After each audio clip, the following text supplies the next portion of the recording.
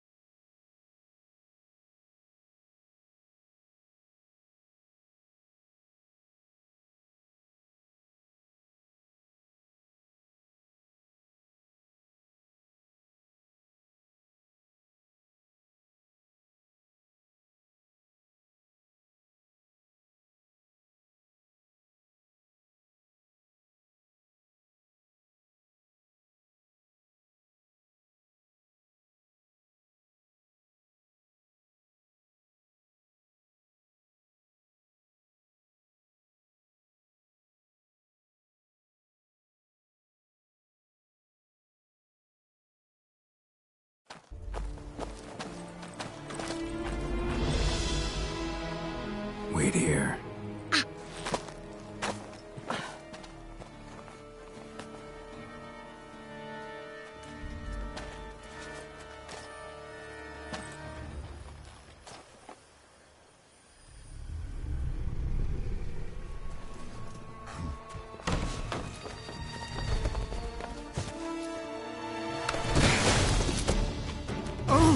What the butch?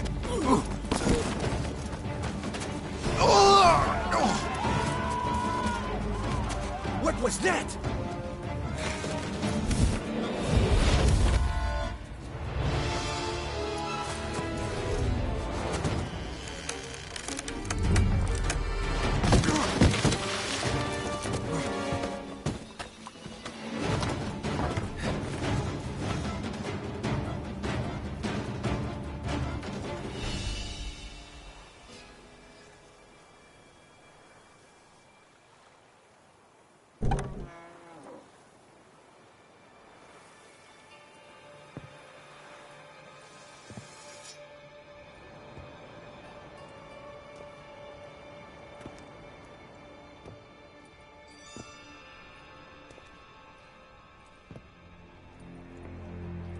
I'm here.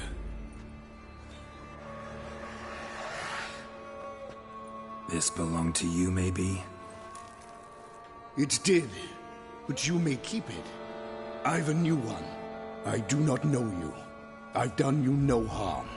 Yet first you butchered a Bruxer who was dear to me. Now you pursue me. Why? You've killed 4 innocent people, at least. And you? How many innocents have you cut down?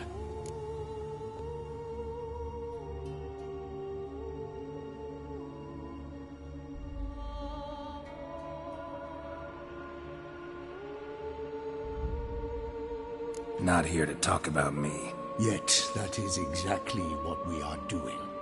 So, did they send you after me? Who are they? What do you mean, they? Duchess hired me. You've been murdering her subjects.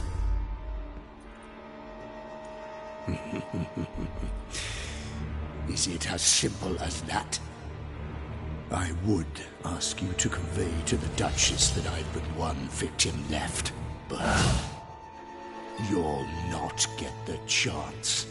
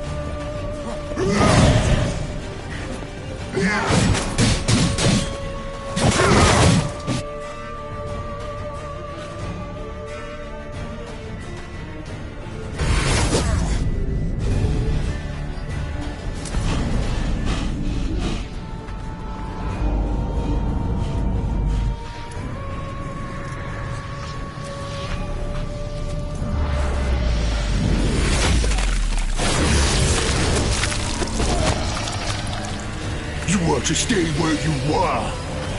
Regenerate! I know you're in trouble. I can help.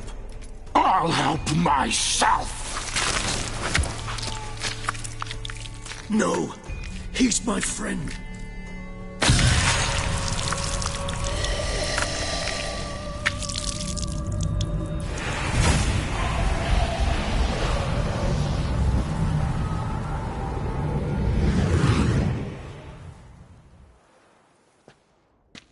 Yes, Geralt, it's me. Regis? You alright? All is well. All's in order. Wounds such as these heal on vampires in moments. But we've not seen one another in ages, my friend. At least in human terms, that is. How's this even possible? Last I saw you...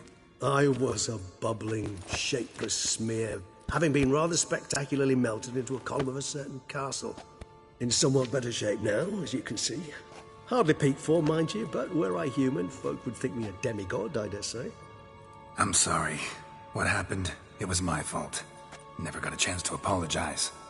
No need, Geralt. Bygones. I did not have to join you on that expedition. No one twisted my arm.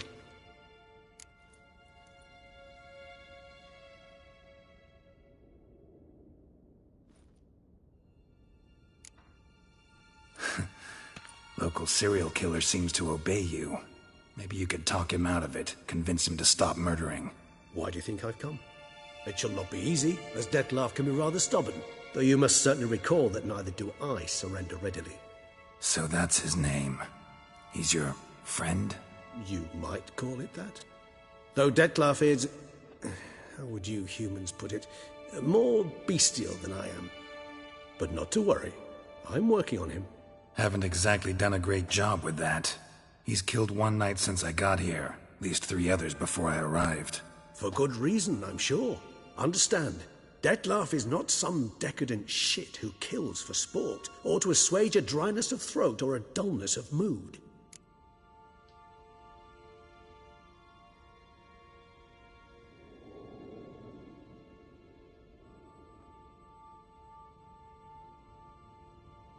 So in your opinion, what are his reasons? Precisely what I wish to find out. And then I will convince him of the error of his ways. Got a lot of faith in the guy. Despite appearances to the contrary, you two are quite alike. You've both noble hearts, yet you both are wont to perform ignoble deeds. When circumstances force you to, of course. Remember the year 964? That was 3 centuries ago. Blind fear gripped Rivia, Lyria, and Spala. Women and children were dying. Their mutilated, dismembered corpses littered the fields. Brute of Lyria. Read about it. Chewed up almost 200, then fell to a common poacher supposedly armed with a dagger blessed by some prophet. It fell to Dettlaff, who then found a poacher asleep in the brush near his snares and dropped the fiend's corpse at his feet. And thus, a legend was born.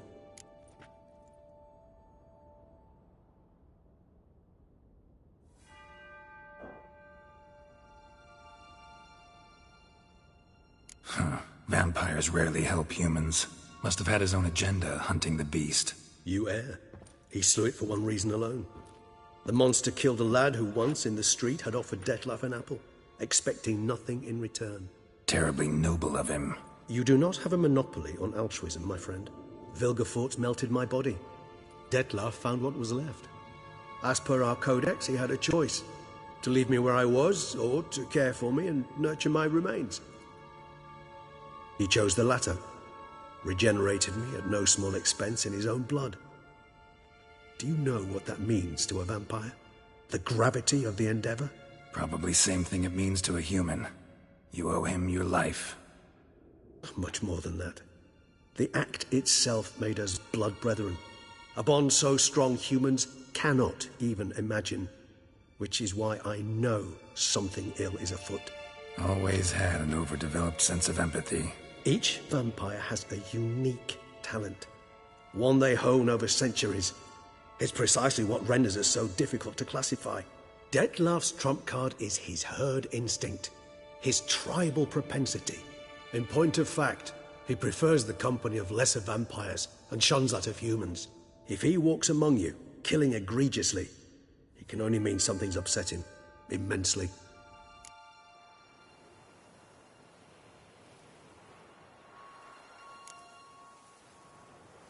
Anything specific? Some set of things that'd be likely to set him off? How should I say this? Dettlaff doesn't understand men, their world, its rules, its conventions. He's naive in a sense. He doesn't comprehend your games, knows not what it means to lie, deceive. Suggesting he's maladjusted, and venting his rage. I'm suggesting maladjustment can at times breed conflict. But is it the case this time? I cannot say, but intend to find out. Gotta find him, before something upsets him even more, and all Beauclair is awash with blood. Well, we share a cause then, just like the old days. Not entirely. I mean, when I find him, you know. I know you've a contract on his head. Yet your true task is to stop the beast killing, not necessarily to kill the beast, am I right? All in all, sure. Let us find him. By the time we do, I hope I'll have convinced you Dettlaff is no monster. Fine, all right already. But for now, evidence is stacking up against him. Hear that? The posse. Knights must have tracked me here. I prefer they not find me here. I'd makeshift quarters at Mère Lachaise Long Cemetery. We'll meet there. See you.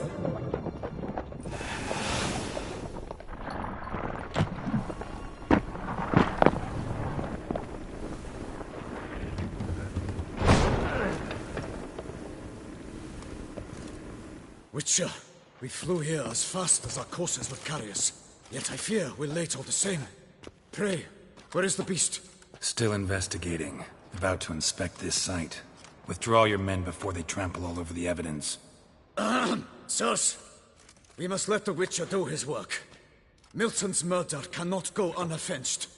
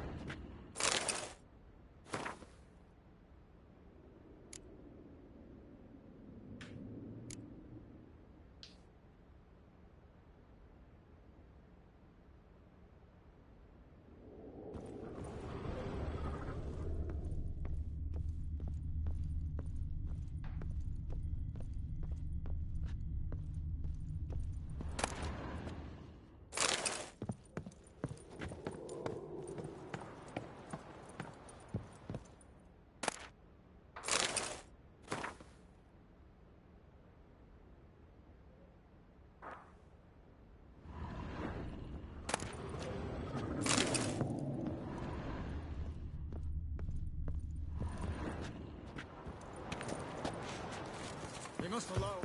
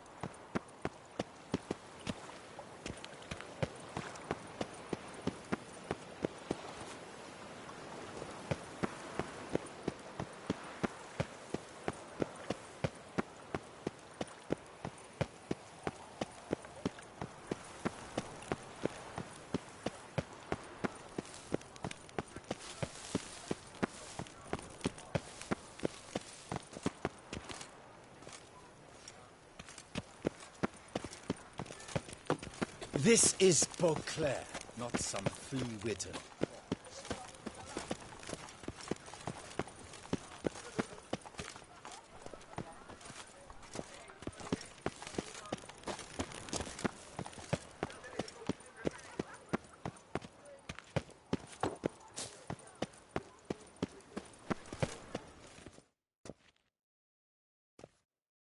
Sir! A letter for you, sir! Letter? Who from? Can't rightly say, sir. I was just to deliver it.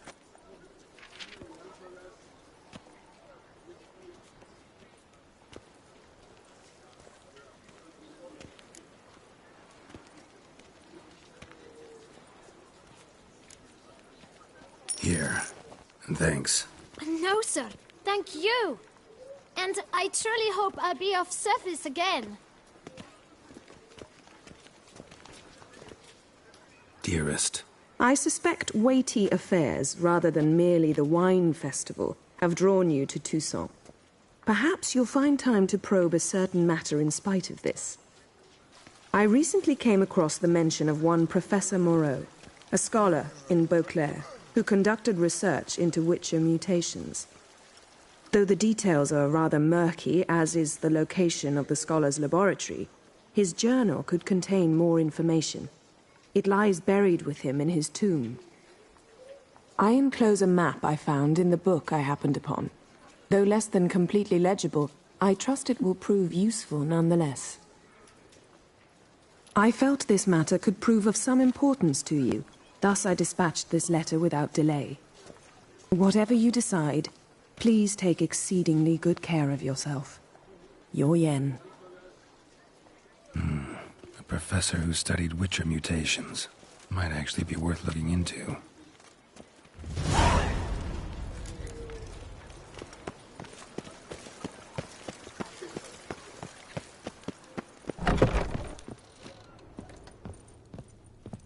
Sticks these numbers don't add up the way I'd like.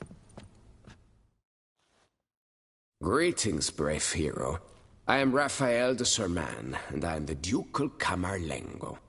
I'm Geralt. So what is it you do here? I pay the knight's errand. For what? Our knights wander the roads, protecting Toussaint from bandits and monsters. It is fitting and just that they be recompensed appropriately for these toils.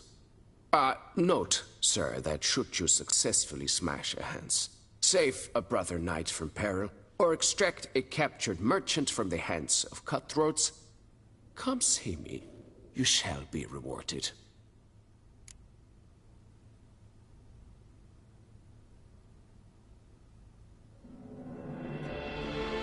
Wouldn't mind a glance at your books. Ones you're willing to sell, that is.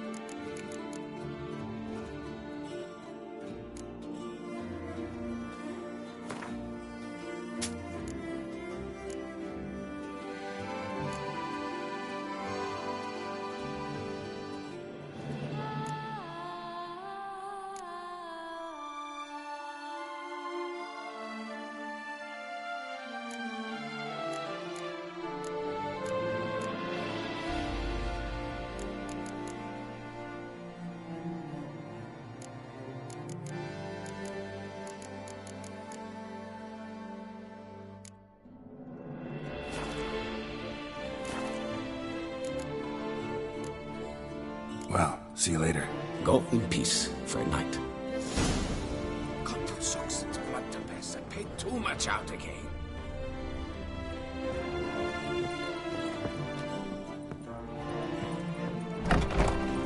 That's my knees ache something horrible. Quite the fragrant whiff. What is the pheasantry stewing up?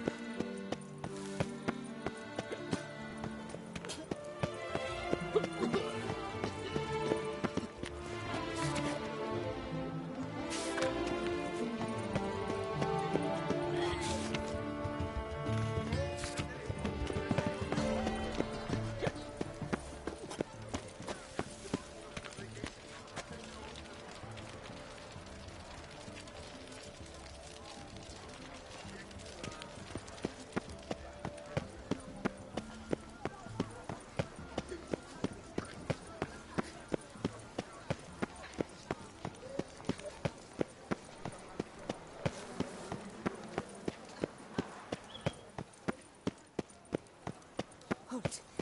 I say, is that Geralt? Geralt de Rivia? Sir! Come to me, please! And kids.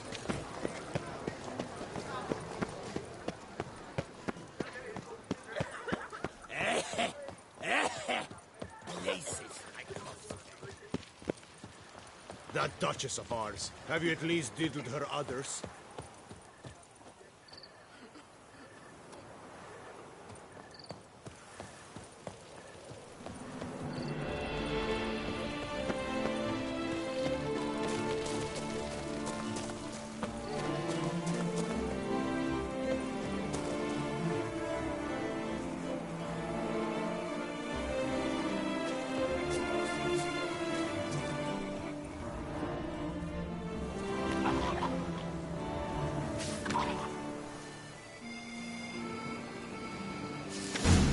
Inscriptions in Elder speech. Salvation lies not in Dol Mevde, but in our hearts. Glory be to Eldarin. Damn. Professor's journal's long gone. Guess somebody else found out about it too. Should look around, see if I can find something else. Footprints. Narrow and shallow. Somebody small, light. Woman maybe? Wonder where they lead.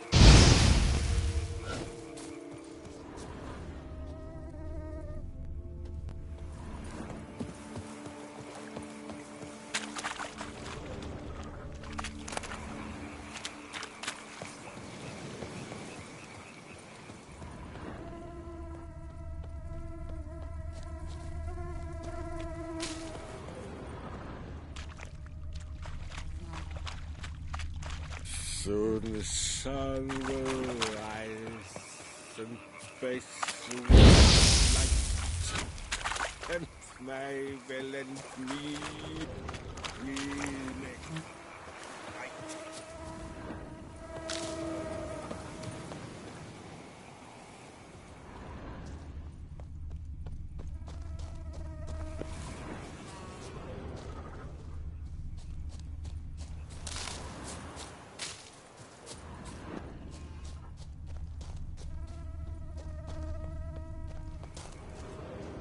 Damn it, trail breaks off.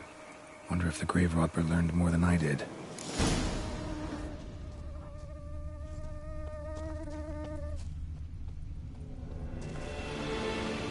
Professor certainly can't do much to help me with my search. Won't learn anything else here. That Yennefer me'll have to do. Also, Epitaph mentioned both Ellerin and Dolmevde, Valley of the Nine.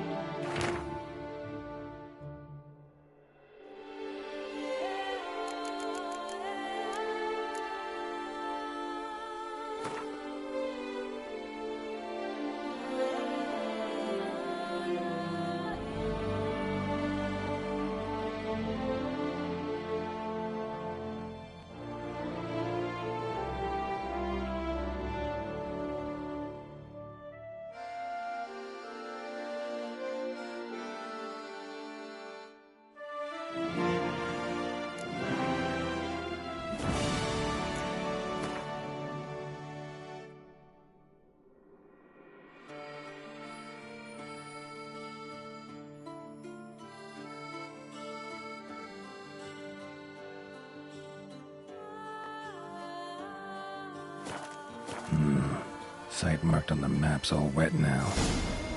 Tour flows through there. Must be where the Valley of the Nine lay. Need to explore the location.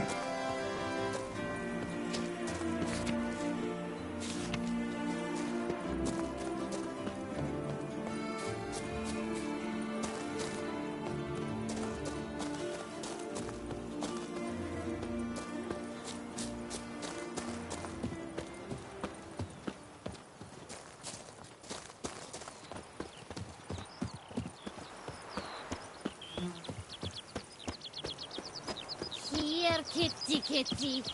Wow. Meow.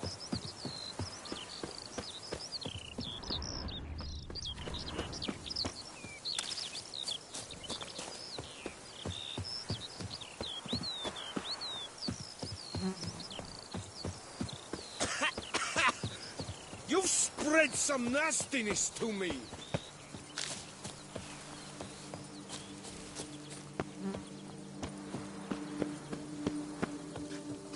You all just get off my back.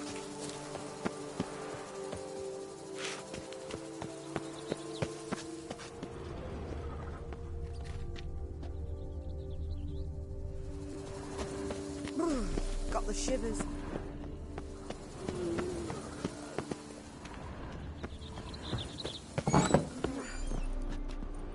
Be bugger me.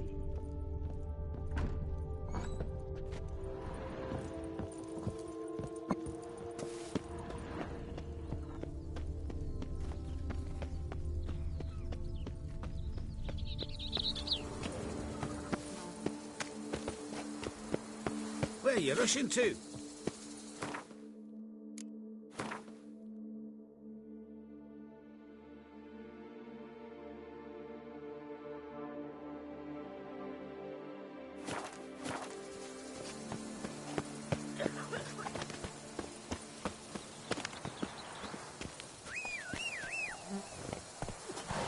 Aye, pigs can fly.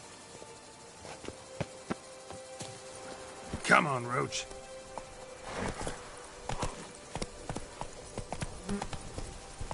Move it!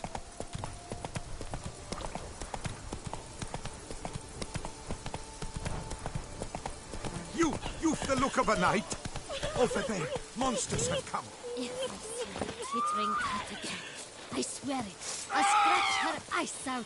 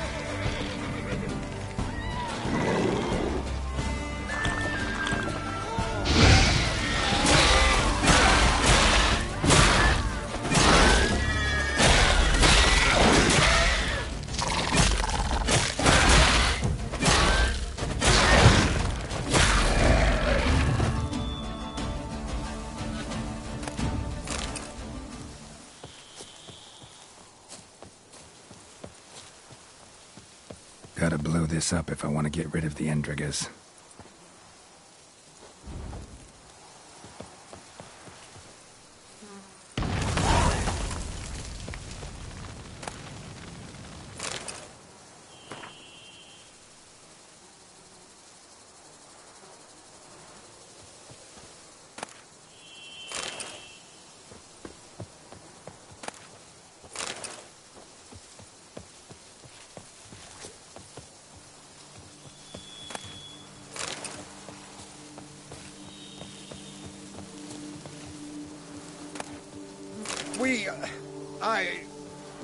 Thank you.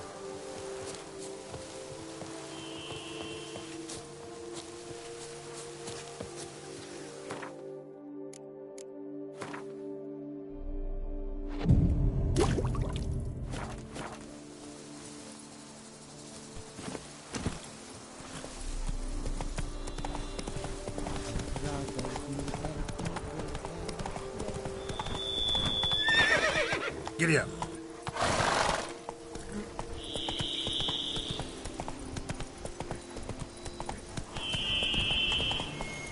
That's it, Roach.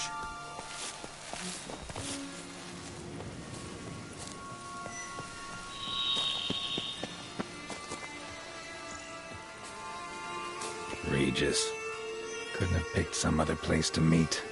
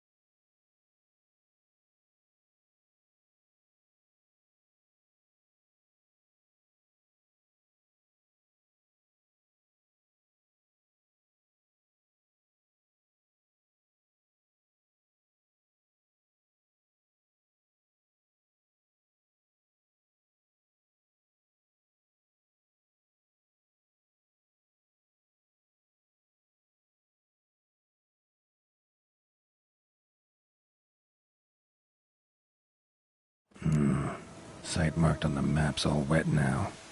Sans Retour flows through there. Must be where the Valley of the Nine once lay. Need to explore the location.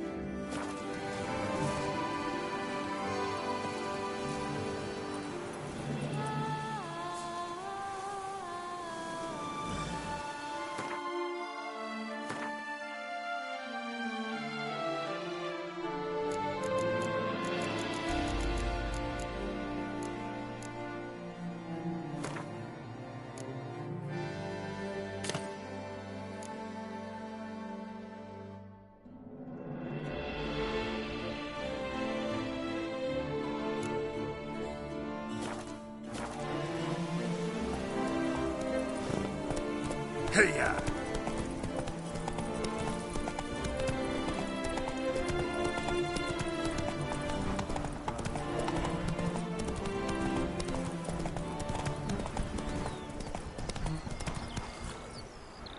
Oh, films today.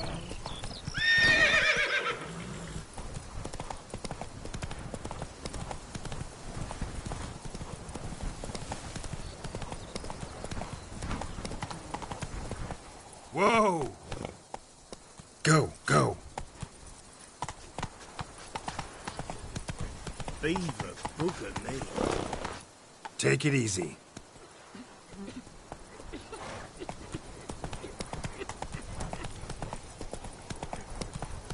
A day like all others.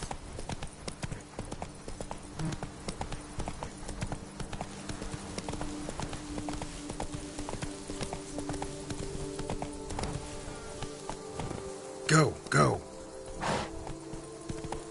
Witcher, Remember, the Camerlengo pays out a handsome reward for each hands you dispatch.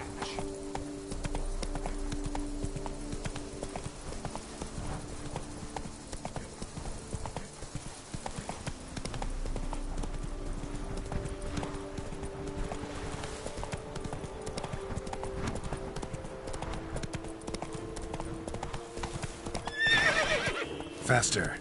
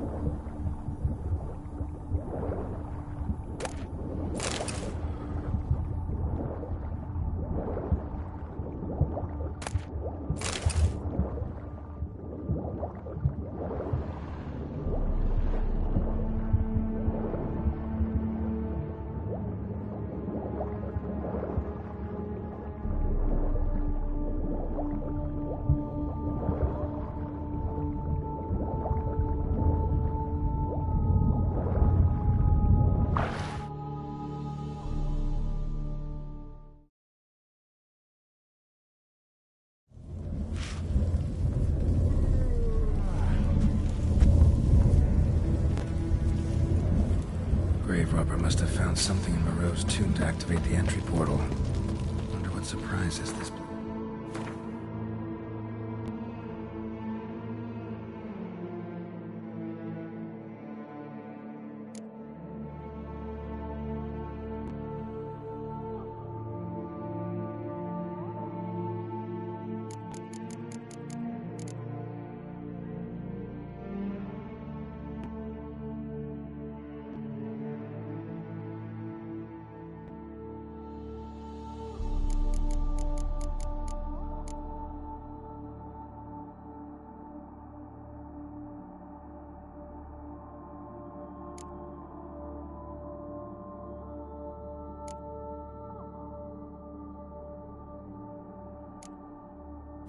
Says in store.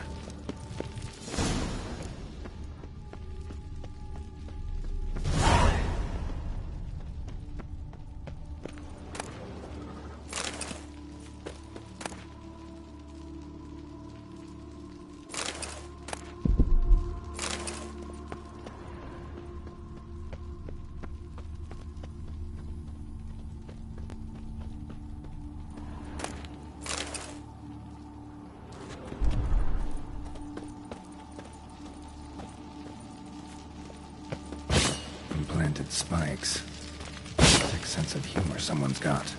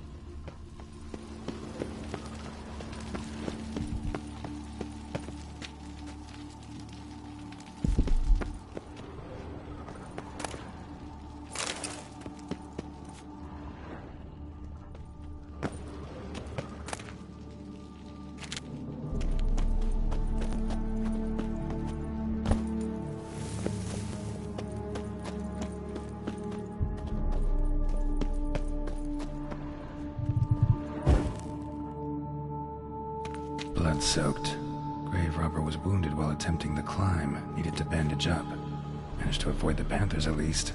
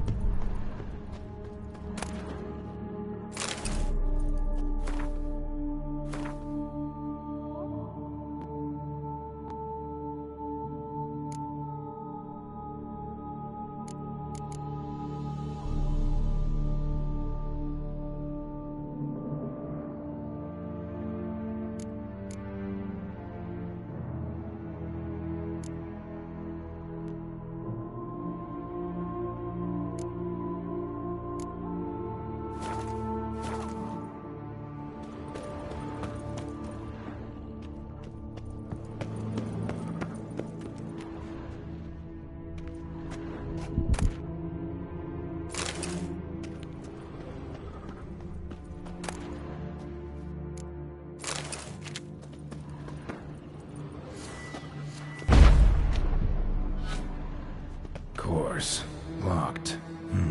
Notes I found mention 4 protruding stones. Gotta press them somehow. Crossbow, maybe? Could try to hit them.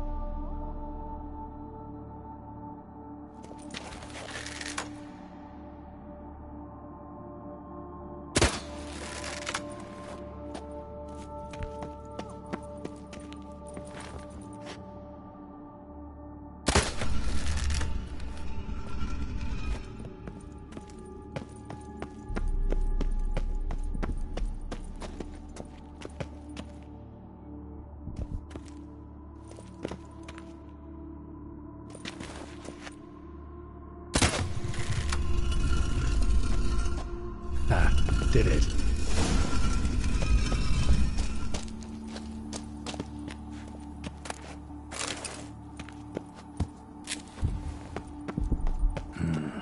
Interesting as places go.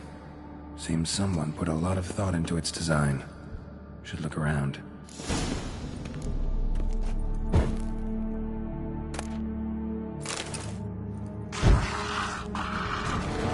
Unwanted guest. Intruder. You are not welcome here.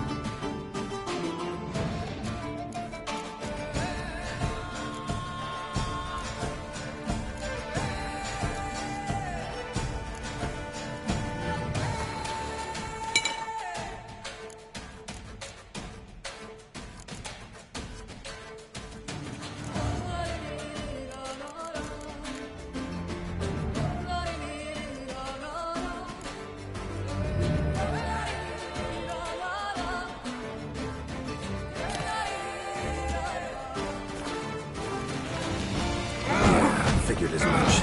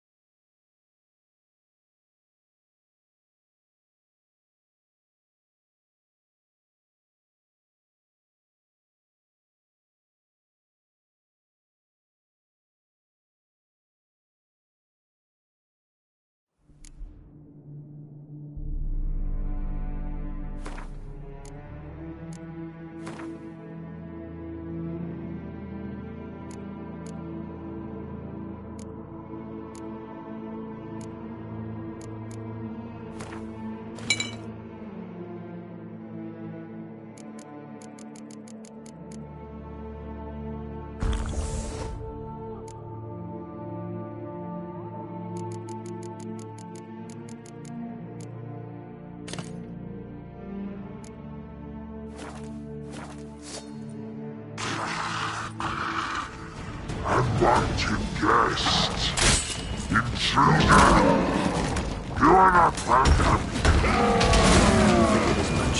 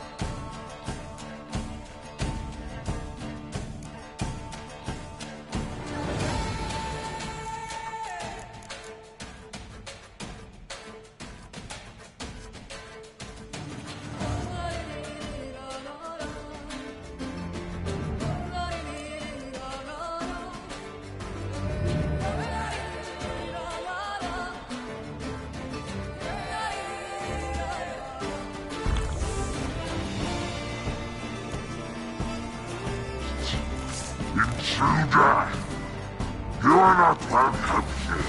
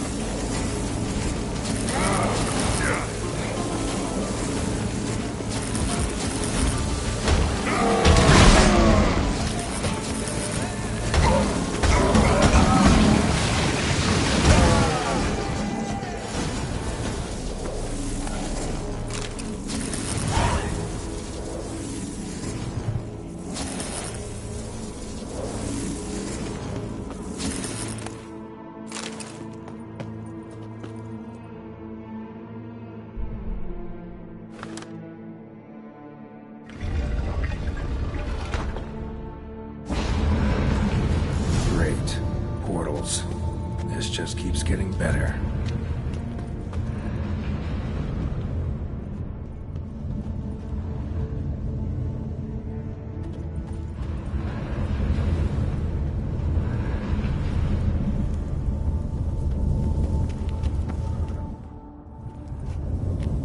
Damn it, back where I started.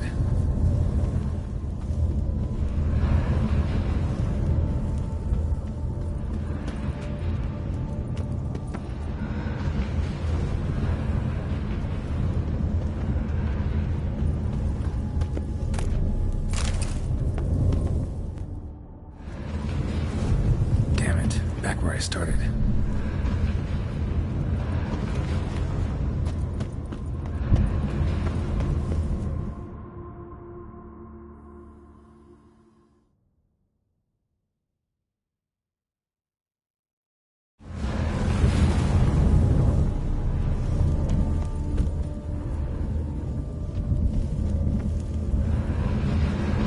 All right, how to find the next portal.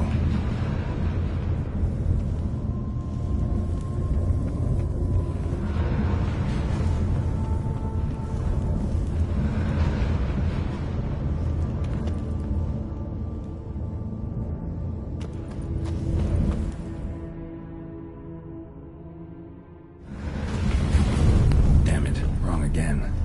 Could be some clue around here.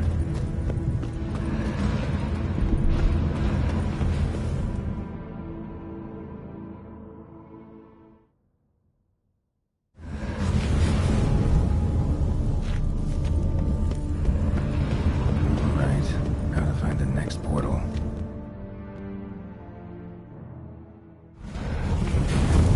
Damn it, back where I started.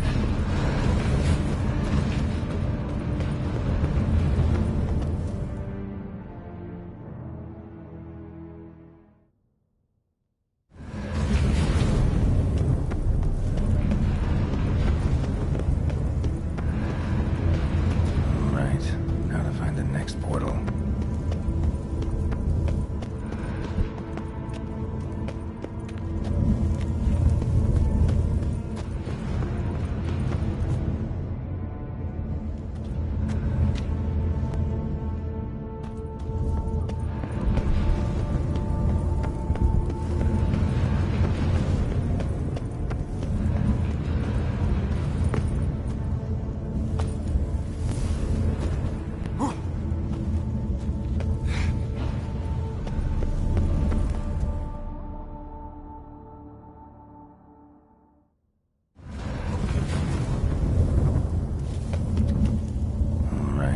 How to find the next portal.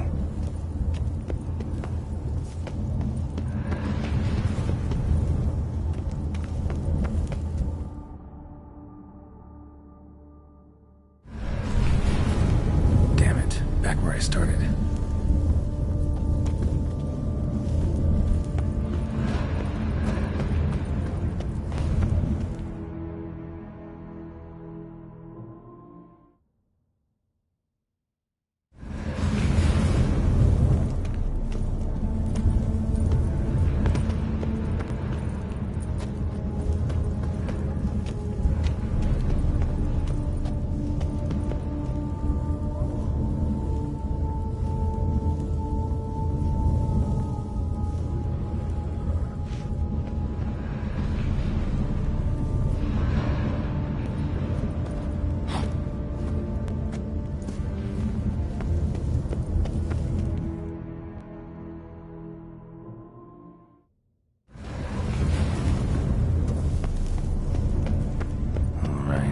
Gotta find the next portal.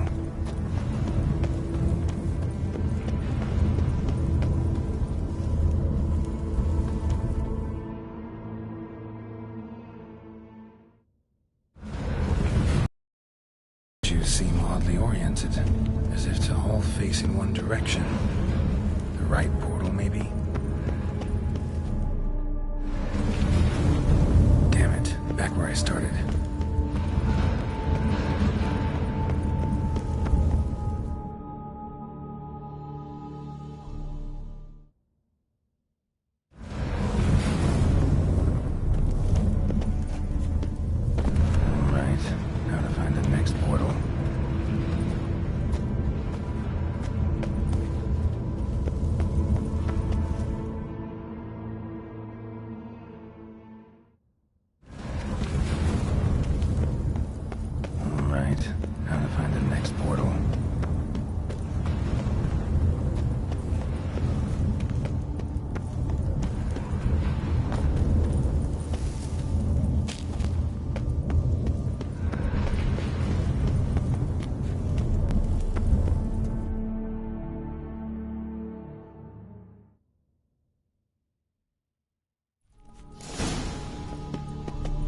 Must be where Moreau had his lab.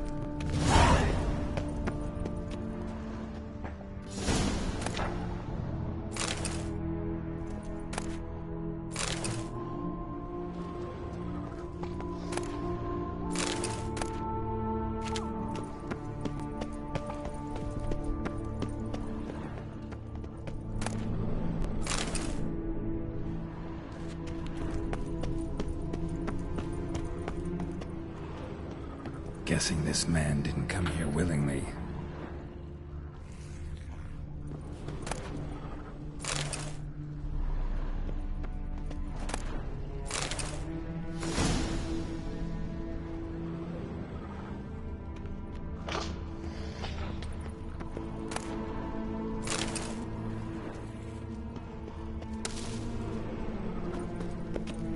Crystals. Should mount them in the megascope. Missing 2 crystals. Just need to pick an entry.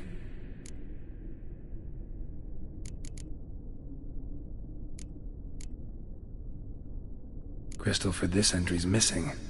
Might be somewhere. Should look around.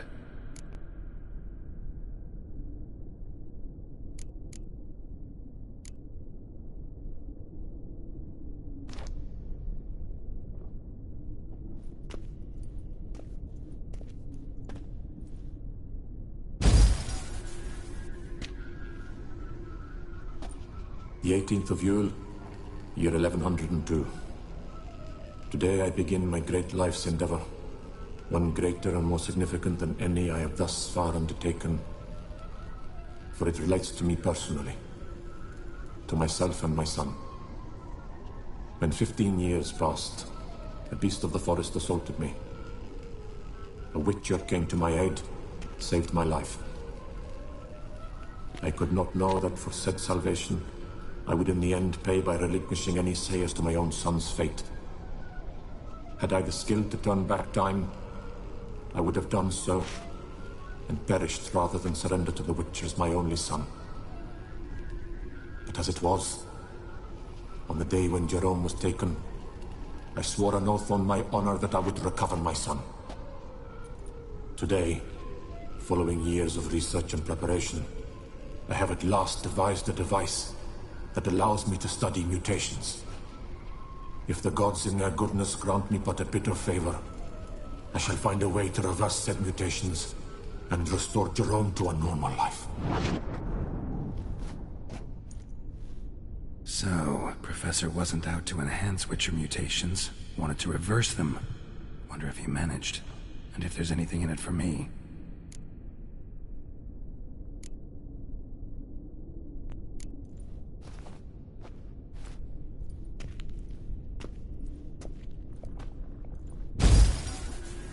Observation 22. Despite applying a surfeit of toxic substances, significantly more than usual, the subject displayed no symptoms of overdosing. I believe this to be an effect of the mutations. Thus, a minor success. This mutation should allow Jerome better to tolerate toxicity.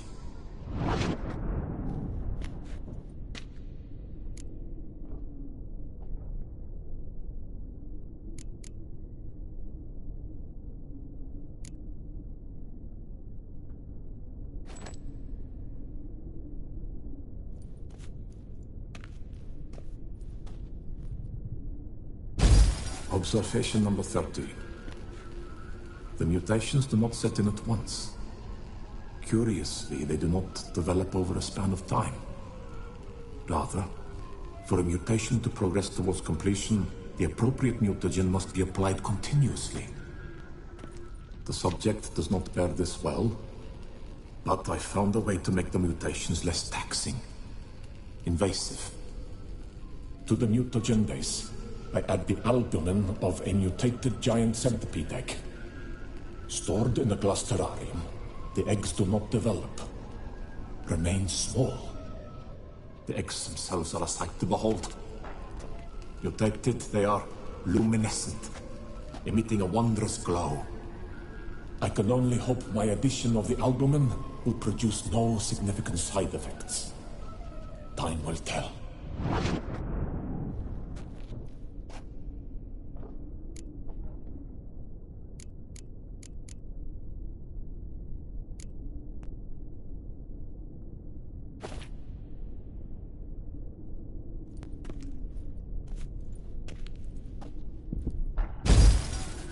Years of experiments, research, sacrifice, all for naught.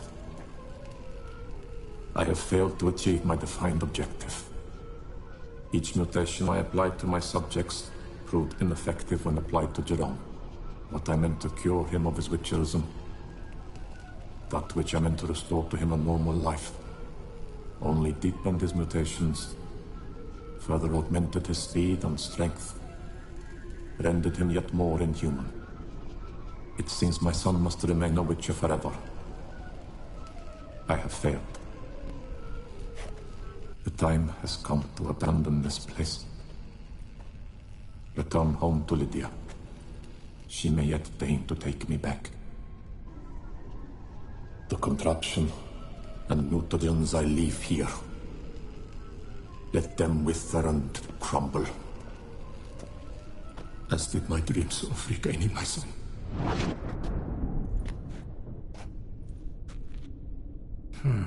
So the professor wanted to reverse the mutation's effects. Ended up deepening them. Stroke of luck for me. Could profit from his failure.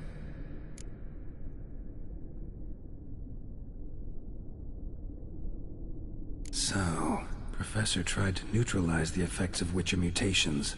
Only managed to enhance them, though. Used the albumins of giant centipede eggs as his mutagen base. Need to go on an egg hunt.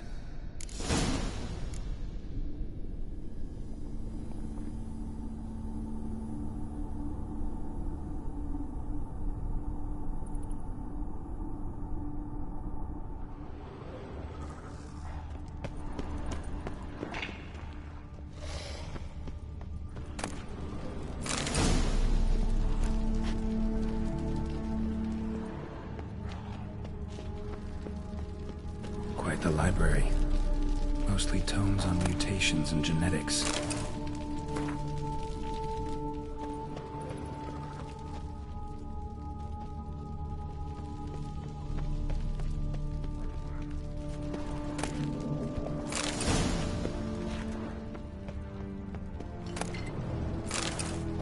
Preserved organs. Hope their donors weren't forced to give them up.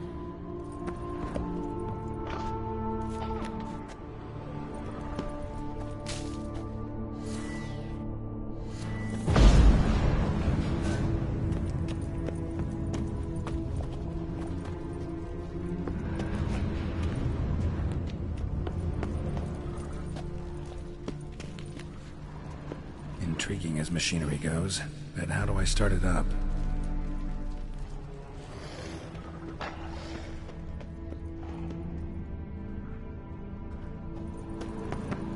Intriguing as machinery goes, but how do I start it up?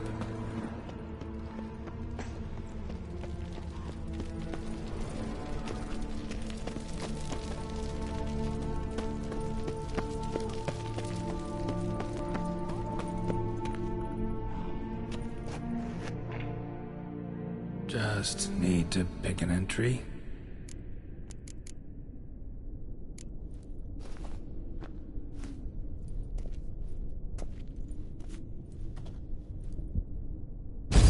Observation 58. Sometimes failure is the catalyst for success. I've discovered a method by which one type of mutagen may be transmuted into another through the addition of certain ingredients. This is a great day for science. In addition, I observed that today's dose of mutagens brought the subject to the brink of death. He then suddenly awoke, revived, his strength renewed. Not wholly, of course, but he did in a sense come back from the edge of death. Whether this is attributable to his mutations or to pure coincidence cannot be ascertained. I must conduct further experiments.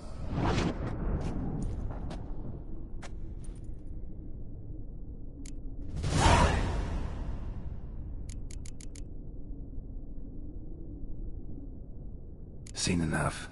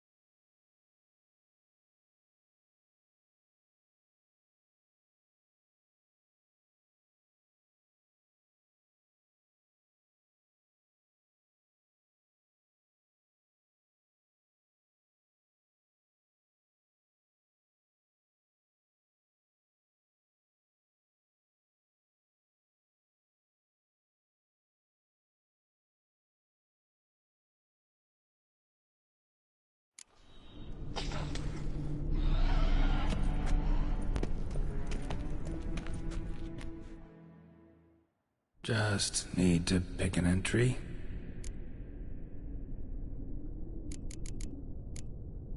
Seen enough.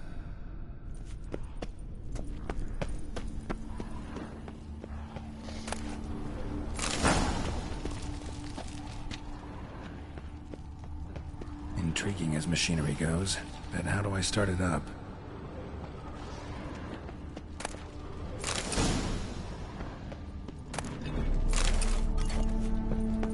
Preserved organs. Hope their donors weren't forced to give them up.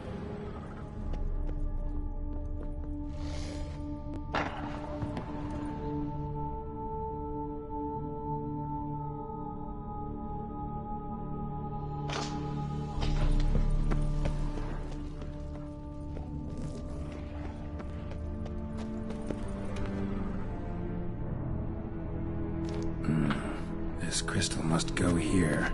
All crystals in place. Show me what you got. Just need to pick an entry.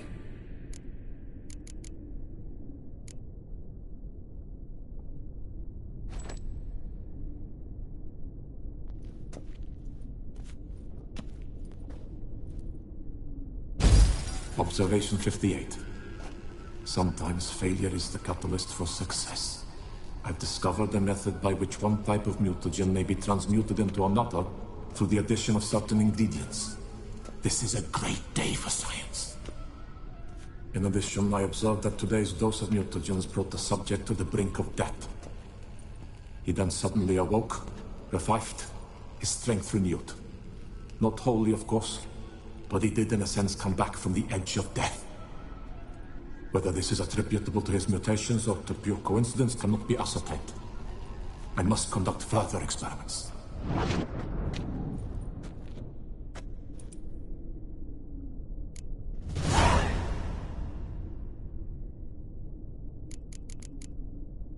Seen enough.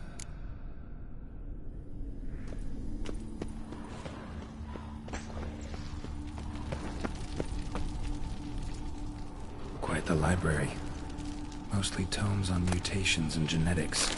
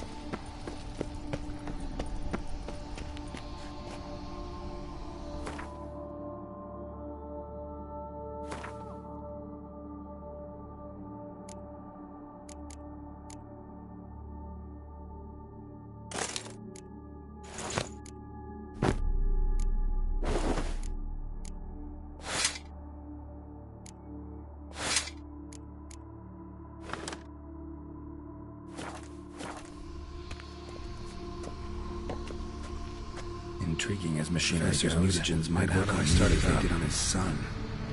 Well, time to find out.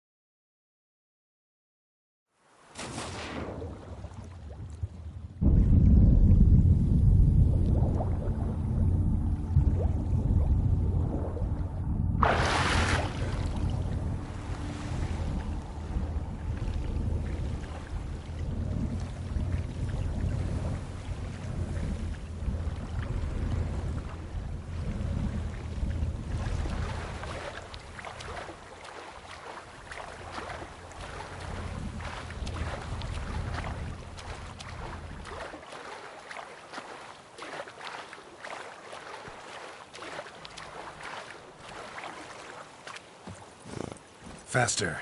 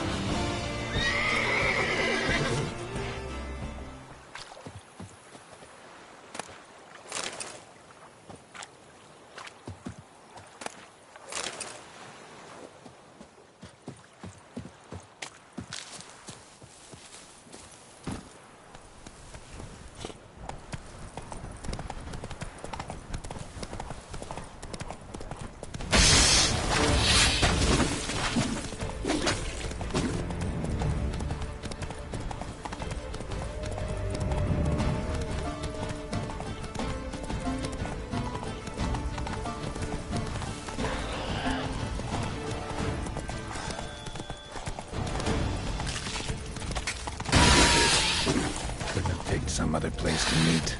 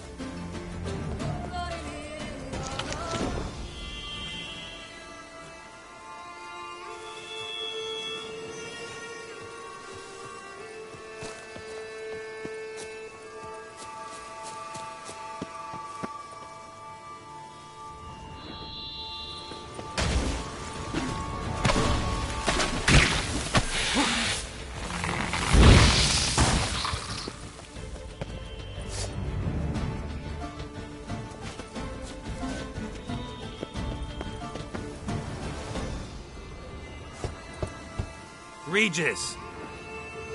Damn it. Locked. No way I got the place wrong. This is it. Gotta be. Gotta be another way in around here.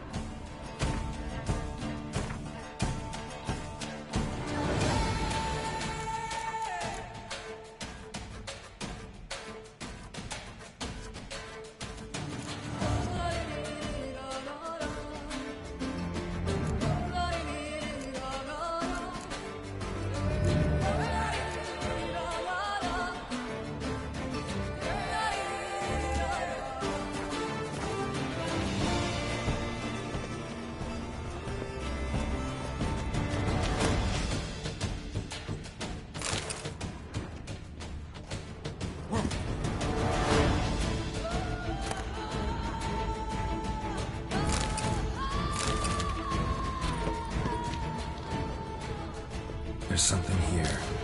Need to use the eye. Interesting.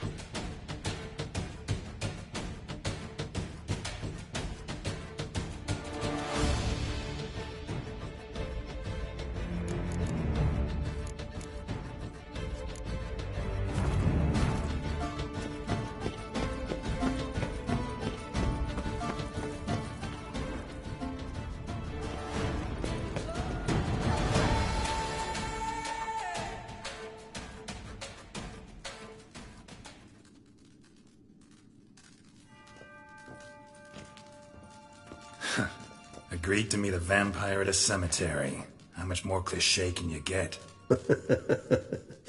Nothing comes readily to mind. Could have left the door unlatched. What of my privacy? I value it rather deeply.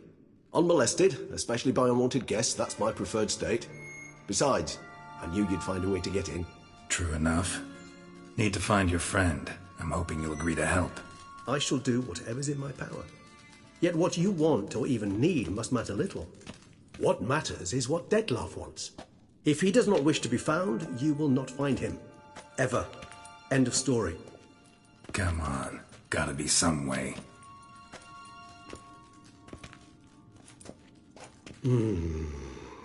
Vampires can evade detection by the senses, and no divination magic works on us.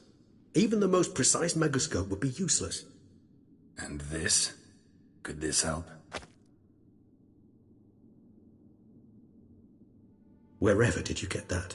Off one of the beast's victims, found by a bend in the river. Body was chopped in pieces. 3 of those pieces were hands. Hand with the ring seemed the odd one out. Abruxa had taken an interest in it.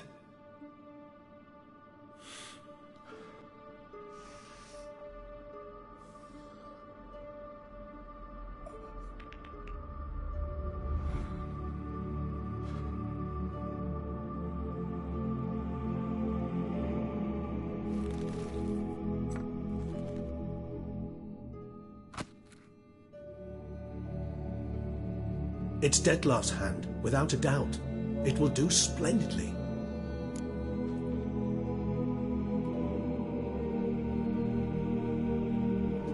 The hand. What do you plan to do with it? You've heard of Kovinaris' theory of tissue memory retention. Rings a distant bell. Read about it in Alchemia Oblitera. There's a copy at Kaer Morhen, tattered, nearly disintegrated. But if memory serves, Kovinaris never managed to prove it worked. He did prove it. Just never managed to publish his findings. He and I corresponded, you see, after we became friends. Thus, I know he completed his research and performed the first tests. It's complicated, so without delving into details, it is possible to use any piece of tissue to reconstruct what a whole body experienced. How's it work? We need any special equipment? We must brew a decoction which Kovinaris gave a rather poetic name: resonance. Once imbibed, it sends one into a trance similar to that induced by narcotics. This triggers visions of events linked to strong emotions experienced by the tissue's owner. Picture it as dreaming a fragment of someone's life. Any chance we might see what Dettlaff was doing just before he lost his hand? Indeed. Though I also hope resonance will reveal the location of Dettlaff's hideout. Ring's pretty intriguing. Made of no metal I've ever seen. And the ornamentation. It comes from our home, where we lived before the conjunction of spheres. It's actually mine. I received it from a dear old friend. You might call him a humanist. He saw us vampires as guests here, guests who owe their hosts, meaning you humans and the elder races, respect. Respect? Meaning not to treat us like cattle to be slaughtered for food? Precisely. And the reason why I, in turn, gave it to Dettlaff. To remind him of the ideals my old friend championed.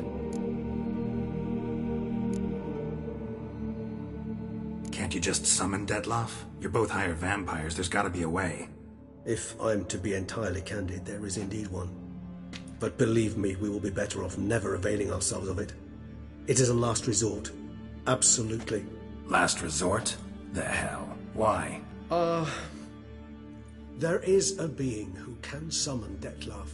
Possesses the authority, even the power, to force him to appear in a given place. But the very act of contacting this being, well, it's akin to walking a slack line extended over a chasm filled with molten lava. An exercise as perilous to me as it would be to you. A risk I'm unwilling to take. I beg you, let's do it my way. It will be both quicker and easier. Covenarius spent half his life proving his theory. Wild guess. Making a dose of resonance won't be easy. You guessed correctly. In addition to Detloff's tissue, we shall need a powerful occipital lobe stimulant. Effectively a poison, to make one susceptible to visions. Well, got a few ingredients to choose from. Unfortunately, all are pretty rare. There's Mamoon glands, but closest ones I know of are in Vizima. A spotted white saliva would also serve, but they were culled to extinction over a century ago. Could go with a kobold's eyes, but the creatures are sentient. Rather not gouge one's eyes out. Given that we lack the time to sleuth this out ourselves, permit me to summon some help.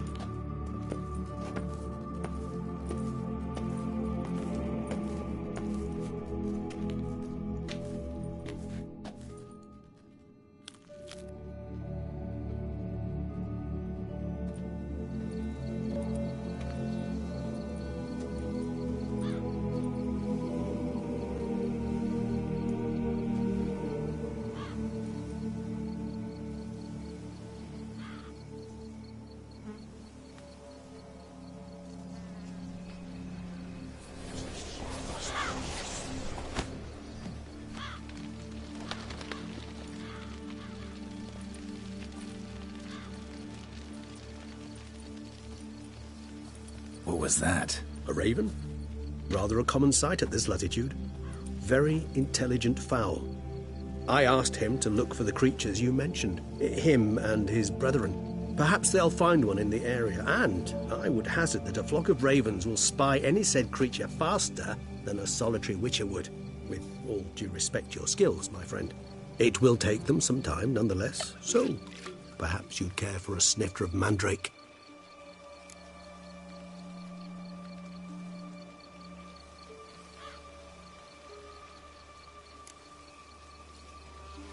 Not really in the mood for your concoctions. Especially given how they make you say things you'd rather keep to yourself. Remember that aspect very well. Geralt of Rivia, do I detect a guilty conscience? Word is, only those ashamed of the truth seek to conceal it. Not about to fall for that. Forget it. Need a nap, and that's how I'm gonna use this time.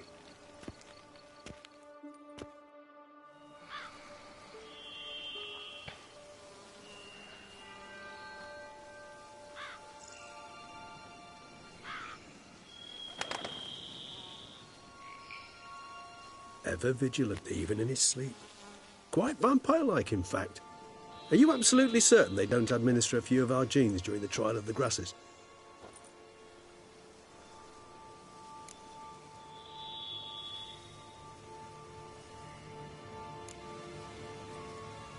Appreciate the compliment.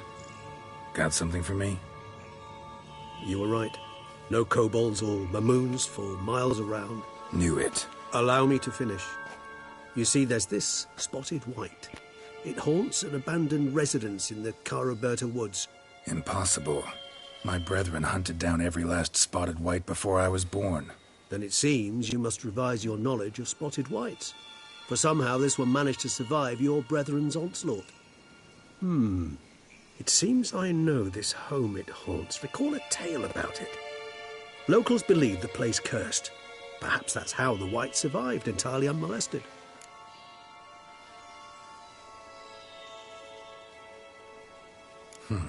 Know anything else about this curse? I don't recall much in particular. Really don't attach much importance to such things. It was mentioned to me as an anecdote, no more. Come on, search your memory. Something, anything could be important. I believe it had a relation to hunger, or, Perhaps greed, rapacity. Someone was punished for something... Textbook definition of a curse, pretty much. Sorry, Geralt. I try not to clutter my mind with the details of every far-fetched tale I happen to hear. What are your thoughts? A specimen of a species thought long extinct, and a curse, in one place. That a coincidence, or are they related? Ah, professional curiosity. Personally, I've nothing against you delving into this dilemma, but please remember we need the white's saliva. Nothing beyond that. Whites rarely appear in the woods, even less likely to find them in abandoned human homes. They inhabit remote wildernesses, old abandoned cemeteries. What's your point? This might not be a spotted white after all. Your little helper might have made a mistake. I sincerely doubt it. Ravens are devilishly intelligent creatures, and they've highly developed observational skills. What exactly did they observe? The area around the estate. It's covered in... spoons. Spoons? Spare me the skeptical smile. I'm but the bearer of this news. Or perhaps this spotted white is a hoarder. Or the spoons are somehow related to the curse. Let's do this. Start making your decoction while I go get some saliva from that white. Uses it in its brews. Do you imagine the white will simply sell you some? Worst case scenario, I'll bring you its salivary glands. They ought to do as well. For a moment there, I imagined you asking the white to spit into a vial. Quite amusing as a thought, but the salivary glands will do fine indeed. So, see you later. Yes, till later. I shall start by perusing some tomes. Tomes? Thought you were gonna make this decoction. We require one last ingredient. Alas, obtaining it could prove a trifle toilsome. Thus, I hope to identify a suitable alternative. All right. Good luck. And to you, my friend.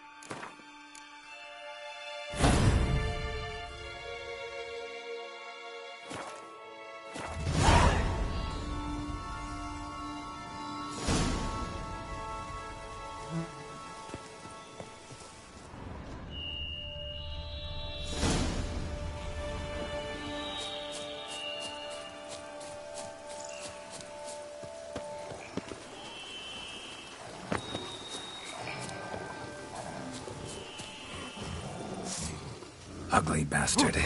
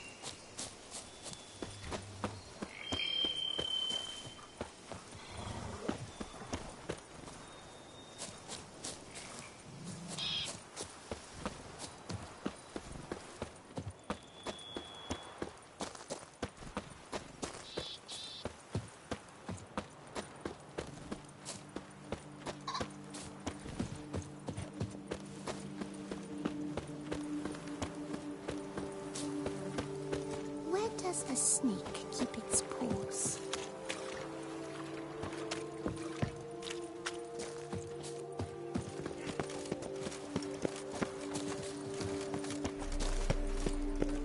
Not even a draft horse will talk without sometime.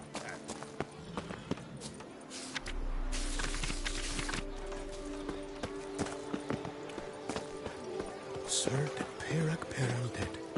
How the mighty fall.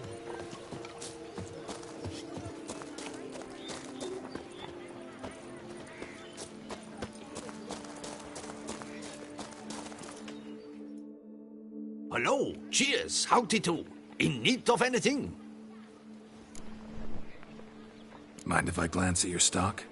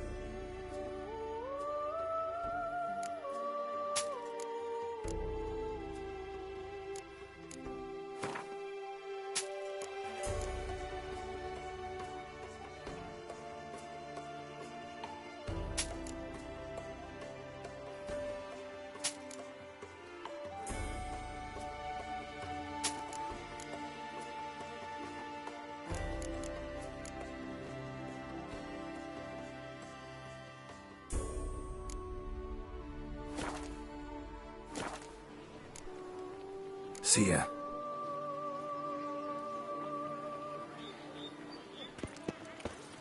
Unbeatable bargains. Preferential financing from the Chanfanellis on every armor purchase.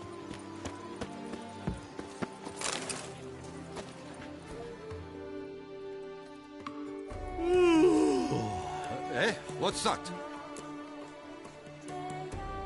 Mind showing me your wares?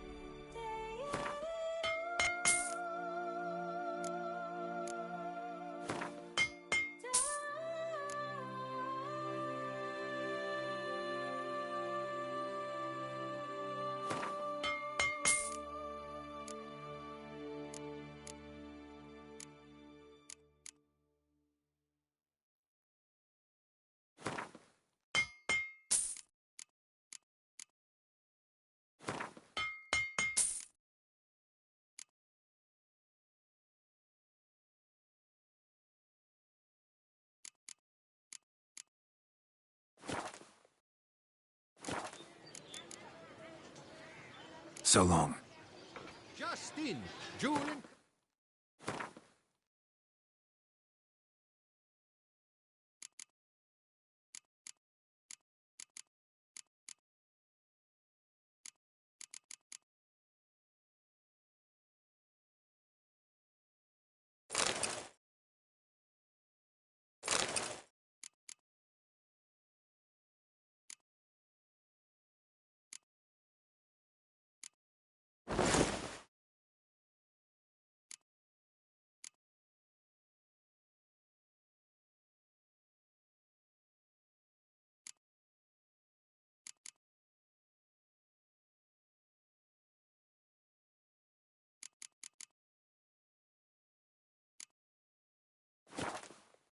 Galligaskins.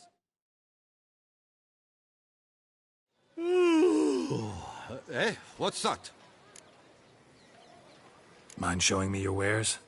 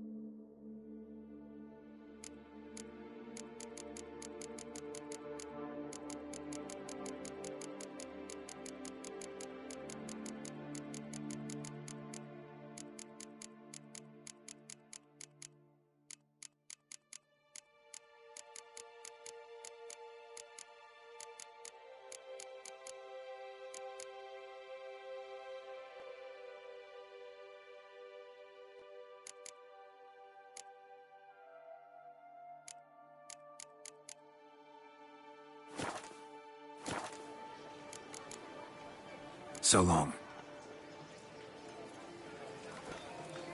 The hussie's got a waist thin as a road, but her bum could fit a pack of hounds.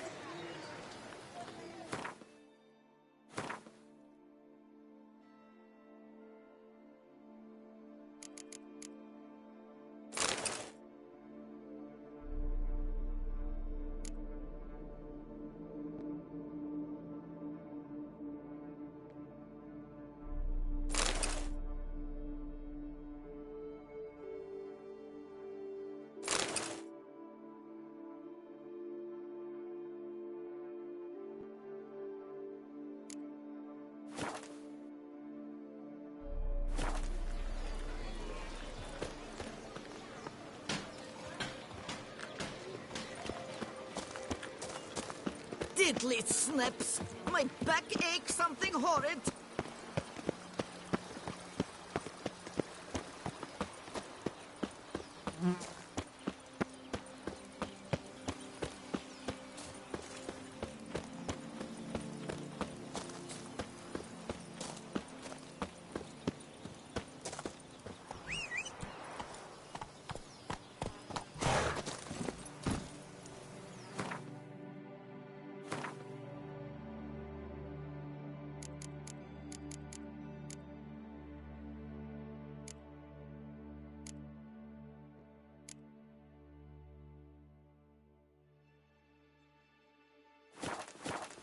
Come on.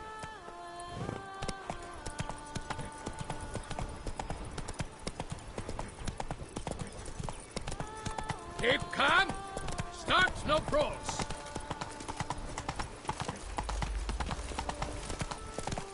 Myself, I like crowd around. Slower.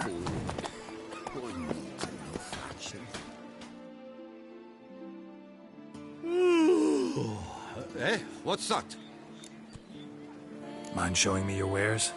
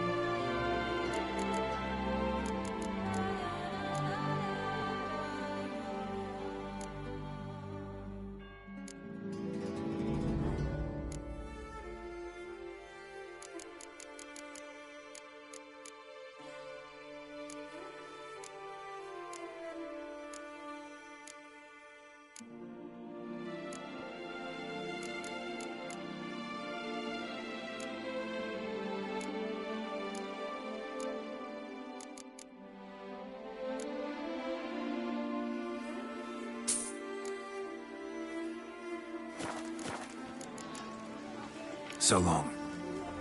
Beatable barking.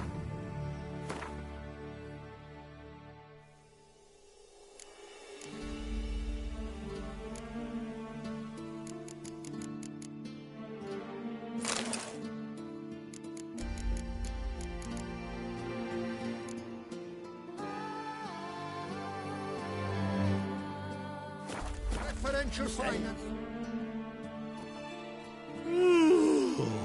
Eh? What's that? Mind showing me your wares?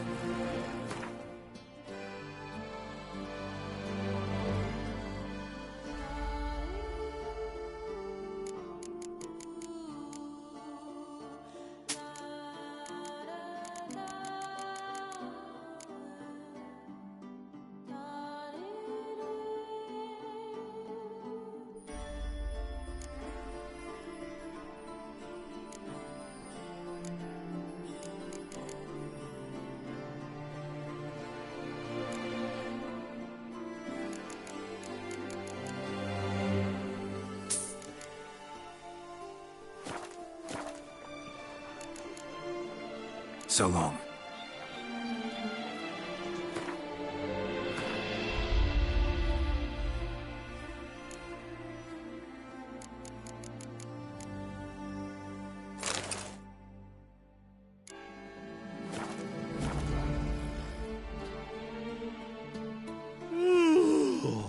Eh? What's that?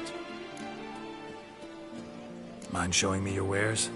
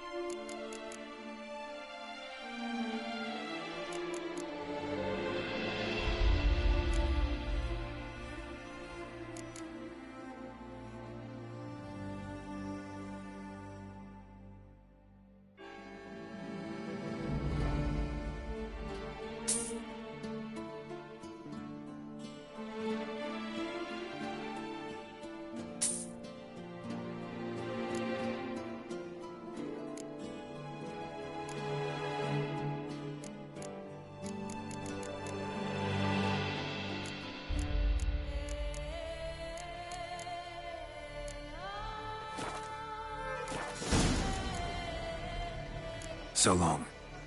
Unbeatable bargain. Preferential financing from the Cianfanellis on every armor purchase.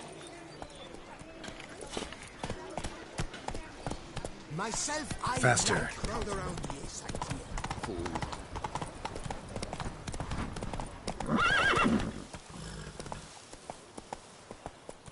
That's it, Roach.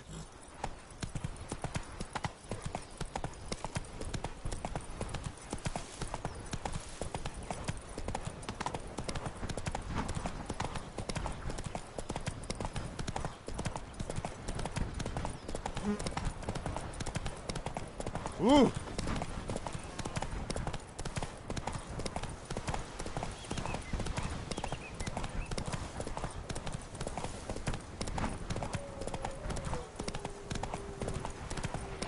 Damn, you're ugly.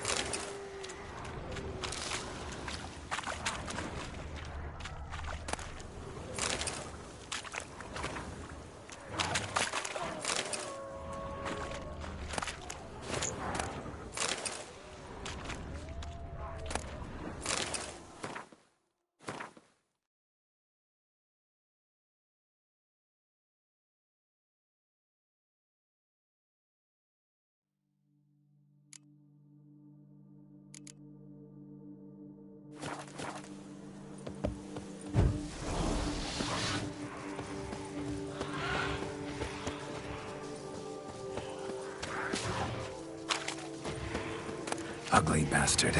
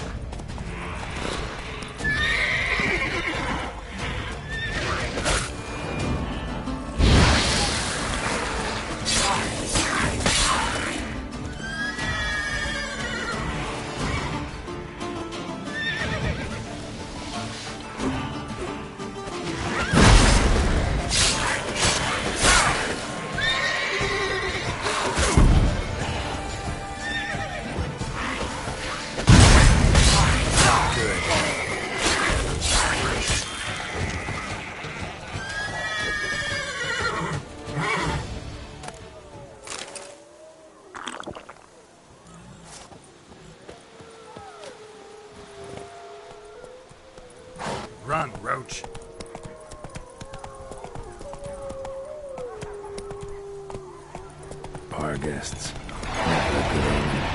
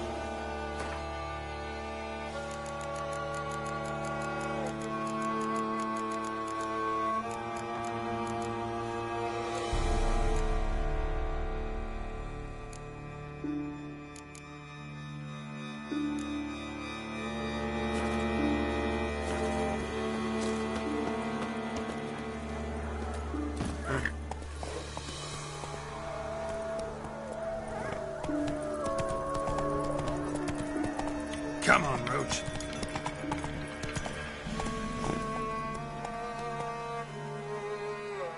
Run, Roach.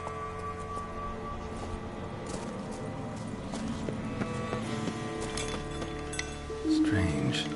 Get a sense that the spoons are...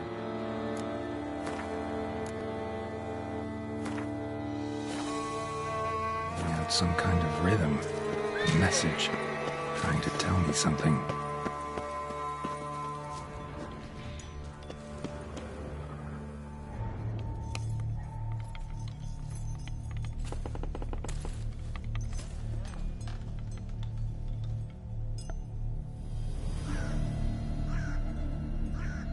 None shall sit and dine with you at your table. No spoon you have shall sate you. Never again shall you wish to spy your reflection in the mirror. Sounds like a curse, all right.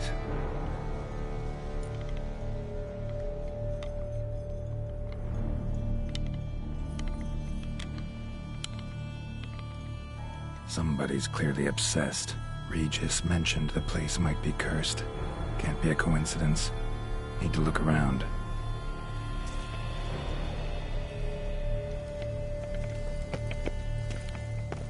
What a pigsty. Need to search it thoroughly. Find a way to collect some white saliva.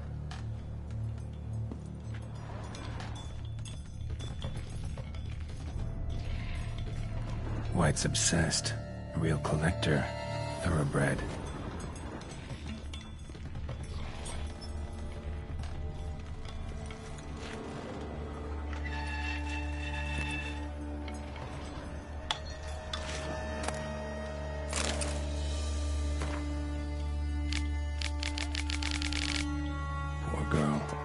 Realized she was changing into a monster.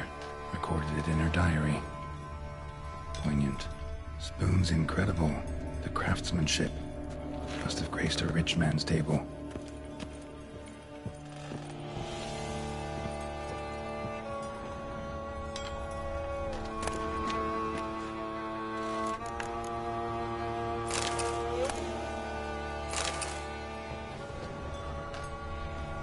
Smashed mirror. As if someone couldn't stand to look at themselves. The monster. Journal's author, maybe?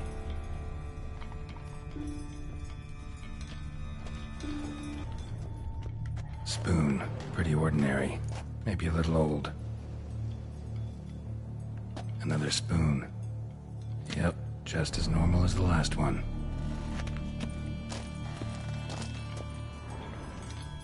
No spoon you have shall sate you.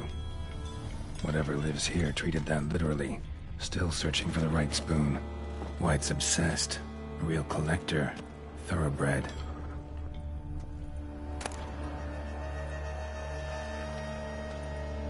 A spoon key. Sophisticated crafting. Tag bears a description. White's a true collector.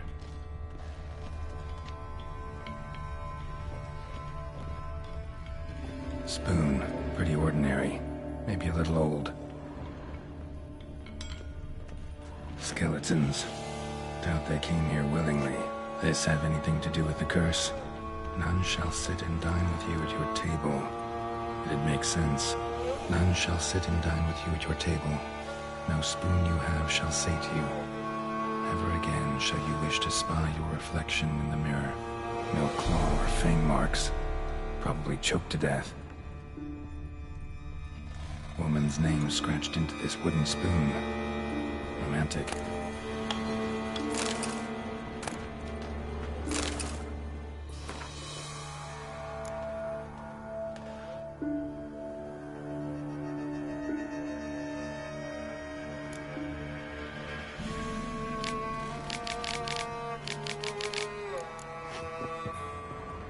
Right arm bit right off. Teeth all knocked out. Somebody tried to force feed him. Broken neck, indentation in the skull's lateral surface, smacked in the head with something heavy. Another spoon. Yep, just as normal as the last one. None shall sit and dine with you at your table. No spoon you have shall sate you. Never again shall you wish to spy your reflection in the mirror.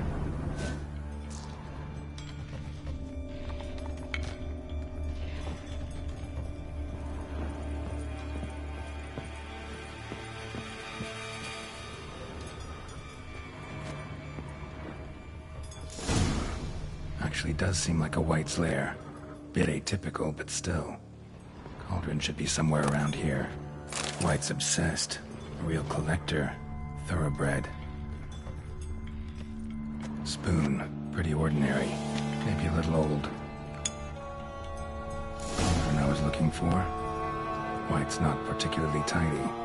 Table's set. White, who lives here, is getting ready for some sort of feast. Cauldron's empty, unfortunately. Regis needs some brew. Afraid he won't get that. No choice but to hide and wait for the saliva glands and their bearer.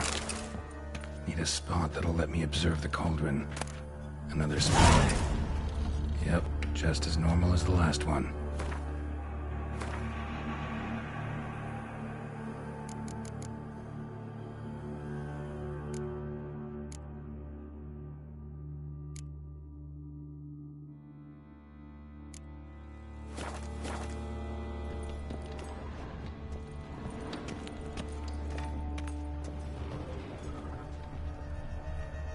White's obsessed. A real collector. Thoroughbred.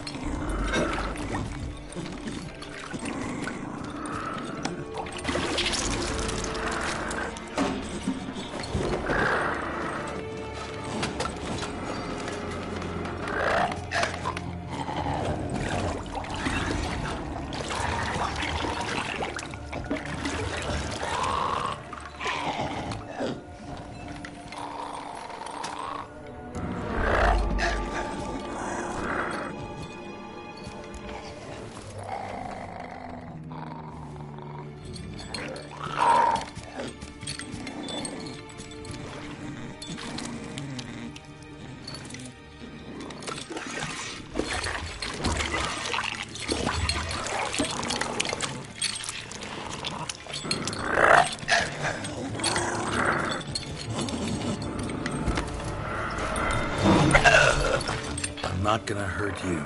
Wanna help? I've seen the words of the curse on the walls. Think I know how to lift it.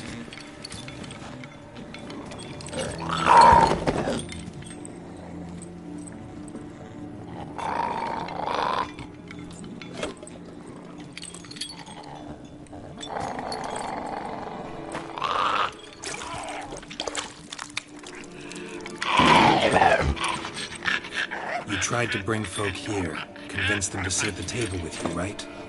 Well, I'm gonna be your guest now. Your willing guest.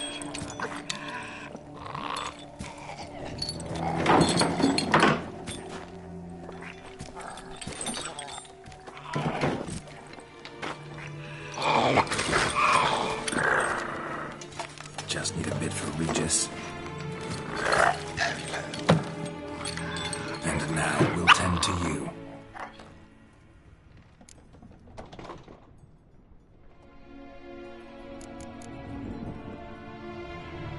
Need to get this right. Words of the curse were, none shall sit and dine with you at your table. No spoon you have shall sate you. Never again shall you wish to spy your reflection in the mirror.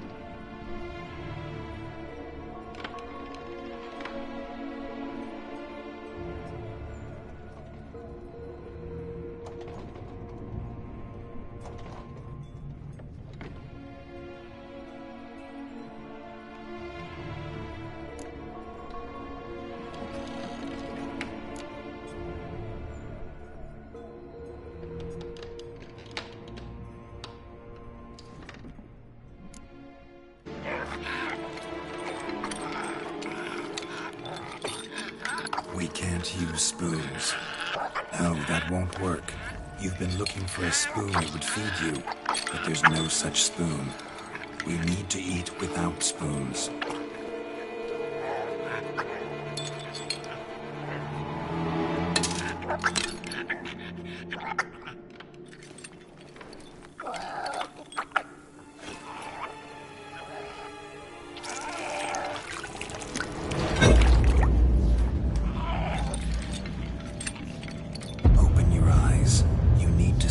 Likeness.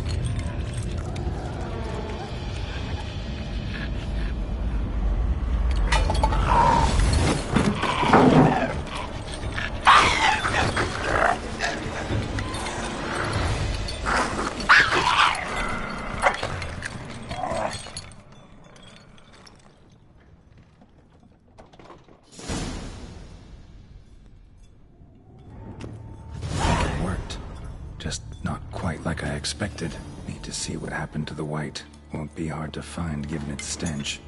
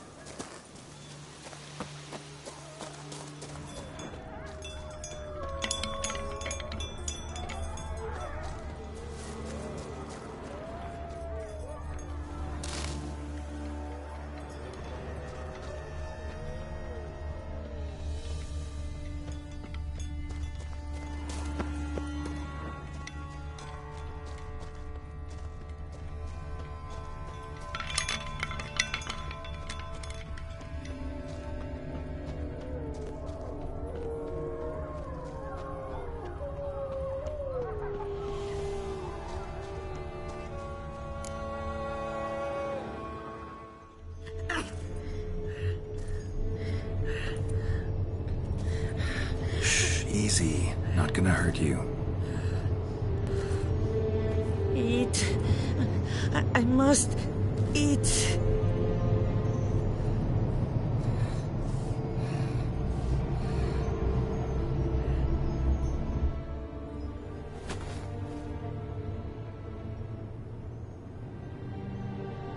I'll take you someplace safe.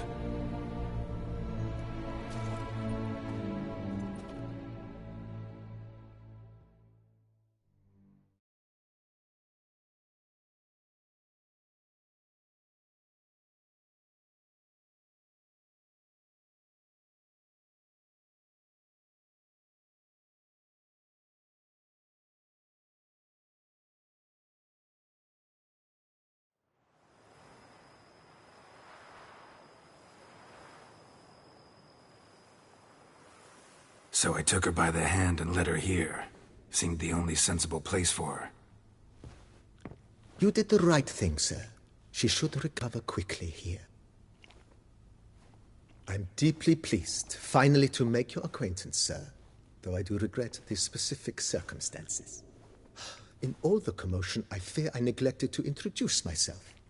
I'm Barnabas Basilfolti, and by order of the Duchess, I am to serve as your major domo at Frío Blanco.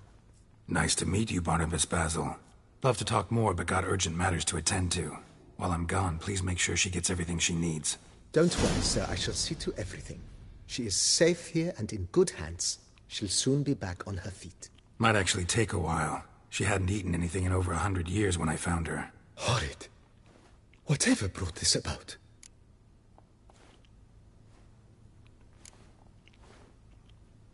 It's all over. That's what matters.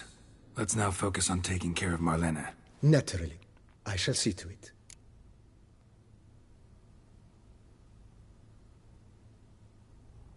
Vineyard comes across as a place with a rich history. Know who owned it before me? Baron Rossel, who went bankrupt, forcing him to sell the estate to the Duchess. The Baron, in turn, had purchased it from Monsieur Bolius of the Headsman, a truly colorful man of Kedweni origin. He was actually a headsman? No, not him, but his great-great-great-great-grandfather. Indeed. Apparently, he was a common cutpurse who somehow secured for himself the post of ducal headsman in Beauclair.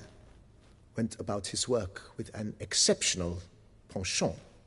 They say he chopped off more heads than there are grapevines in the ducal vineyards. He never hesitated, not once. Never sliced unevenly, never botched a job. For his exemplary service, the Duke granted him a title and this estate. Monsieur Bolius, on the other hand, was an engineer in his younger years. Once retired, he settled here and took to producing wine. Sadly, misfortune struck, and he lost his sense first of smell, then of taste. Additionally, he could not drink alcohol. His medic forbade it. Shame that. He gave up making wine? Not at all. He made even more of it. Began throwing wild balls to which he'd invite friends from far and wide in order to treat them to his wine and delight in the fact that at least someone could enjoy it. It's the sort of man he was, Monsieur Bolius.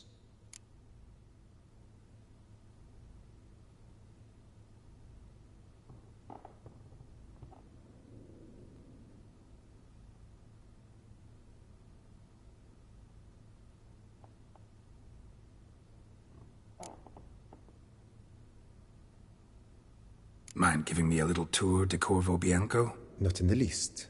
Follow me, please. I think it would be practical to begin on the hill.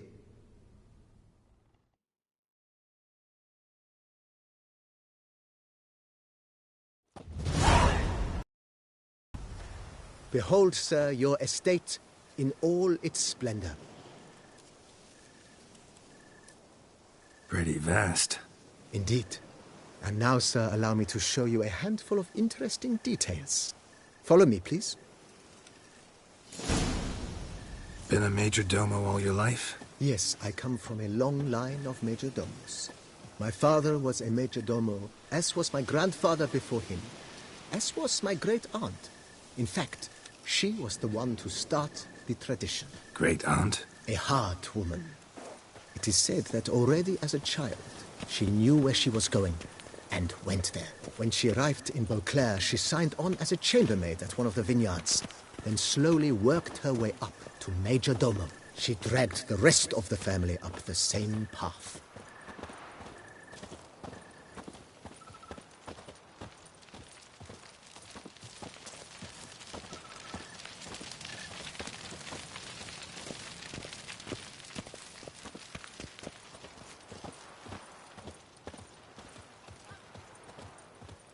The servants' quarters. I occupy the green home. With the Duchess's permission, I have hired a full staff. Their salaries to be paid from the ducal treasury. Nice of her. Not the most sightly part of the estate, I admit. But I think it's worthwhile for you as master of the domain to know where the help stays.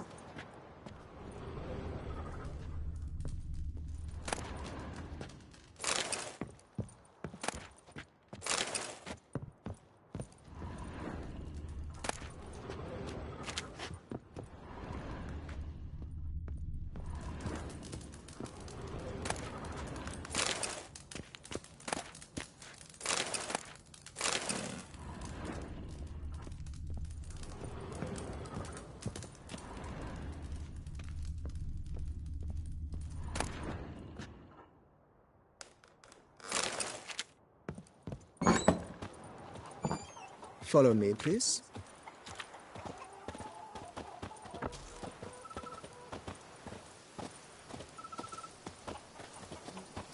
Baron Rossel ordered the vines in this part of the estate uprooted and olive groves planted in their place.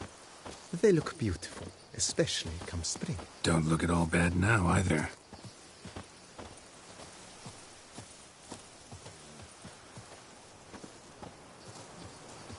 Down below lies your vineyard, where we grow a strain of Carfanere, one of the world's oldest.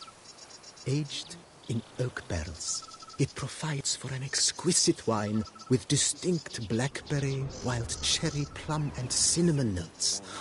Marvelous. Have to try it one of these days.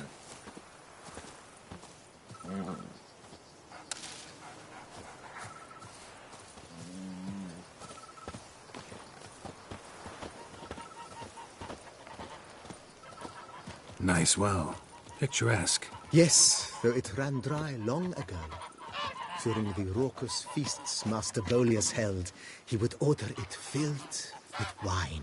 There's a tale about a guest attending a Bolius ball for the first time and thus unaware of the custom. He had suffered great heartbreak and had decided to end his life by jumping into the well. The festivities were coming to a close, and the well was nearly empty when the suicidal guest finally jumped. Instead of killing himself, he merely broke his legs. To numb the pain, he drank the wine. Drank himself to death? Not at all. When found the next day, he had concluded he'd witnessed twin miracles. The water had been changed into wine, and he had survived. He retired to a monastery in the Dragon Mountains and began preaching the wisdoms of Lebioda.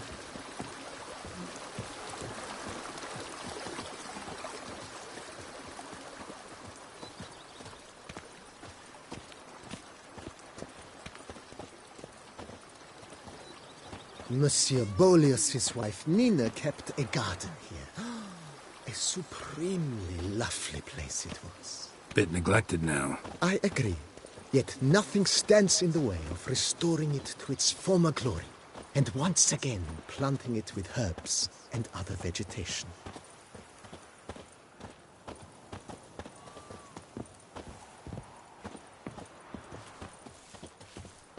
Madame Nina planted diminutive, delicate flowers and herbs here. One might say their aroma still hangs in the air. You're quite the romantic, Barnabas Basil.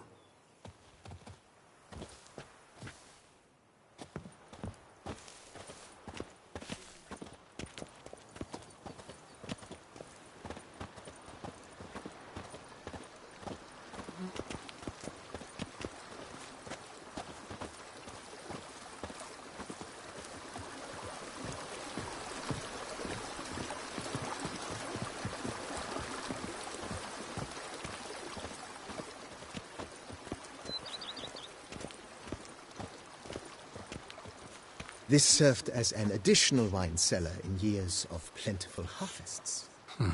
Bit of work, and it'll make a fine stable for Roach.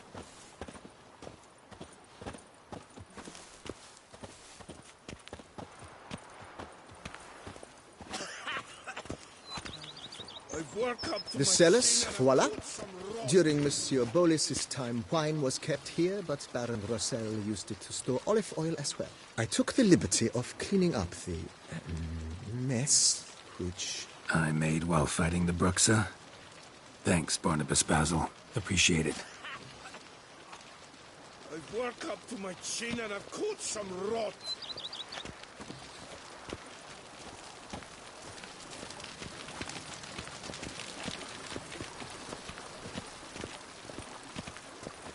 As you can see, the facade is, how to put it, slightly stained. But one cannot deny it, a certain subtle southern charm. True, though it could use a bit of subtle paint.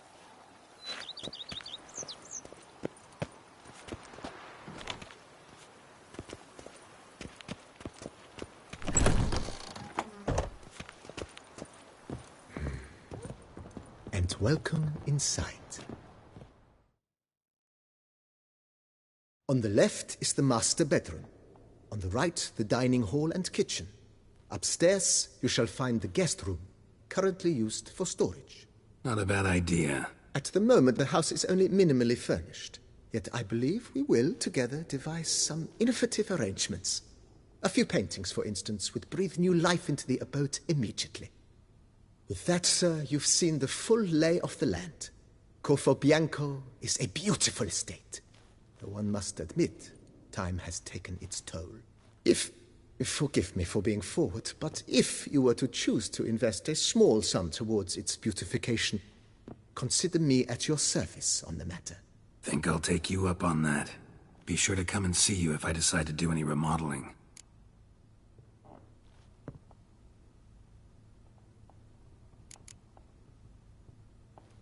Asked about our guest earlier. Sorry, I was busy with my hunt. Didn't have time to answer. When one gazes at that unfortunate creature, the question, whatever happened here, asks itself. Her name's Marlena.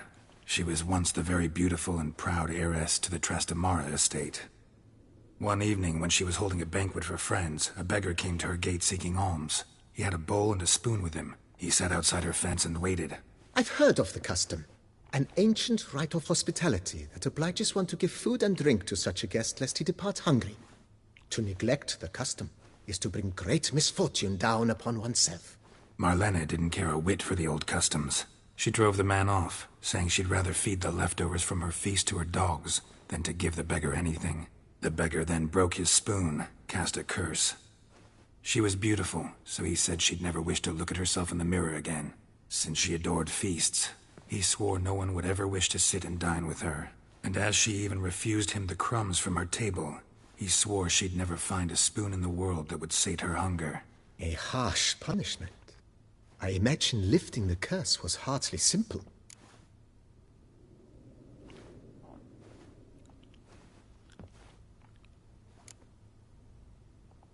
It's all over. That's what matters. Let's now focus on taking care of Marlena. Naturally. I shall see to it. Mentioned the place could stand to be spruced up. Oh, most decidedly, sir. The question is where you would like to begin this rejuvenation.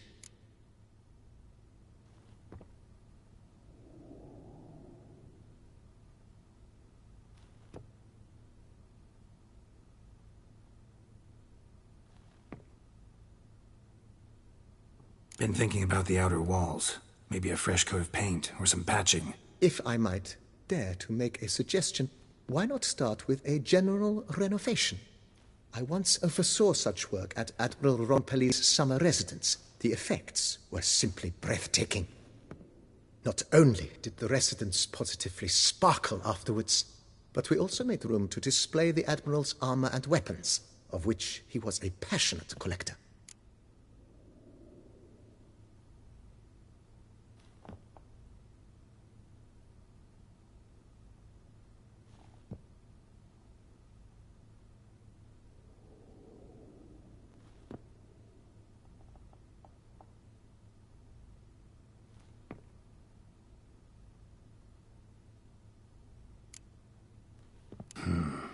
Need to think it over some. I understand, of course.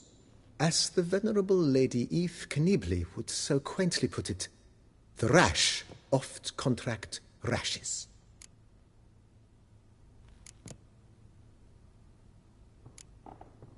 That's all for now, BB. Thanks.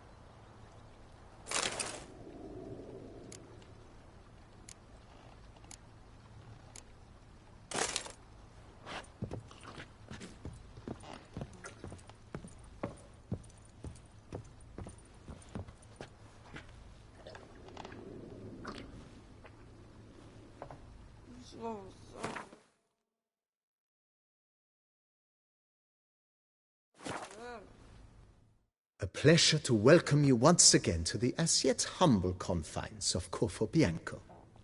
When last we met, I did not get the opportunity to present my credentials. With your permission, I shall do so now. I previously served with distinction at the Knibley family manor and in Nazaire with Admiral Rompali, who, as you are certain to know, is an extraordinary demanding gentleman. Whoa, Barnabas Basil. One thing you ought to know, I'm not your typical landed gentleman.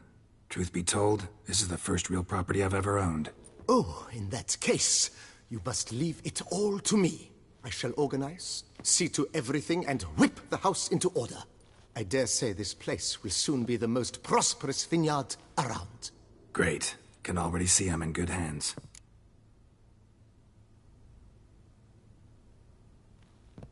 Starting to really like this place. As you wish, sir.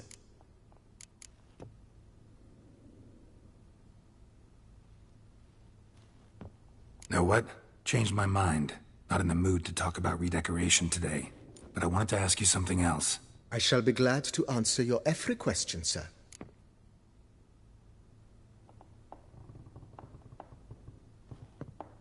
Starting to really like this place. As you... Got these spacious grounds. But maybe it's time to make them more... useful. Oh, yes. We certainly should. The way I see things, given your trade, sir, you would be wise to put in a grindstone and an armorer's table. A good way to start things off, don't you think?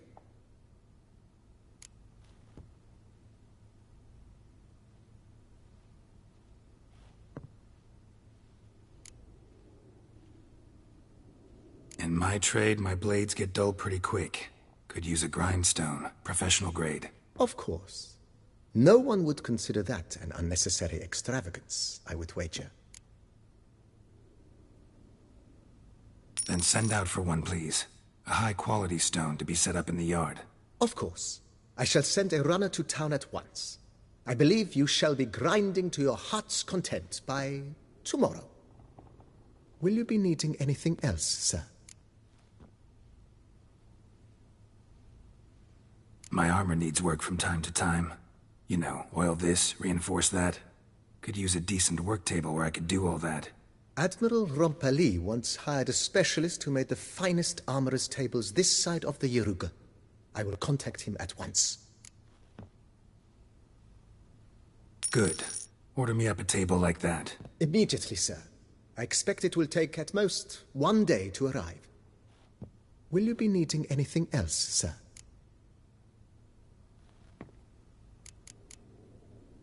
That's all for now, BB. Thanks.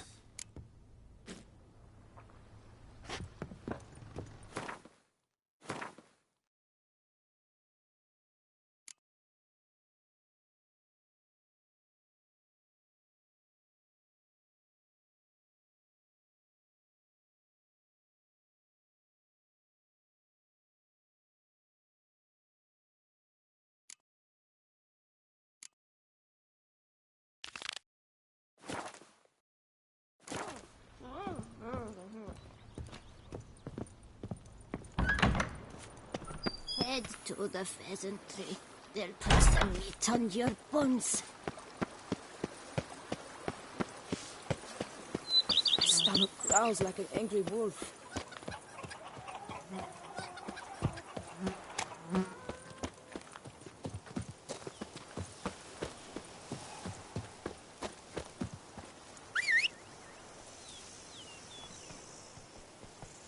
I've a daughter, you know. She's fit to wed. Run, Roach. Oh, so fit.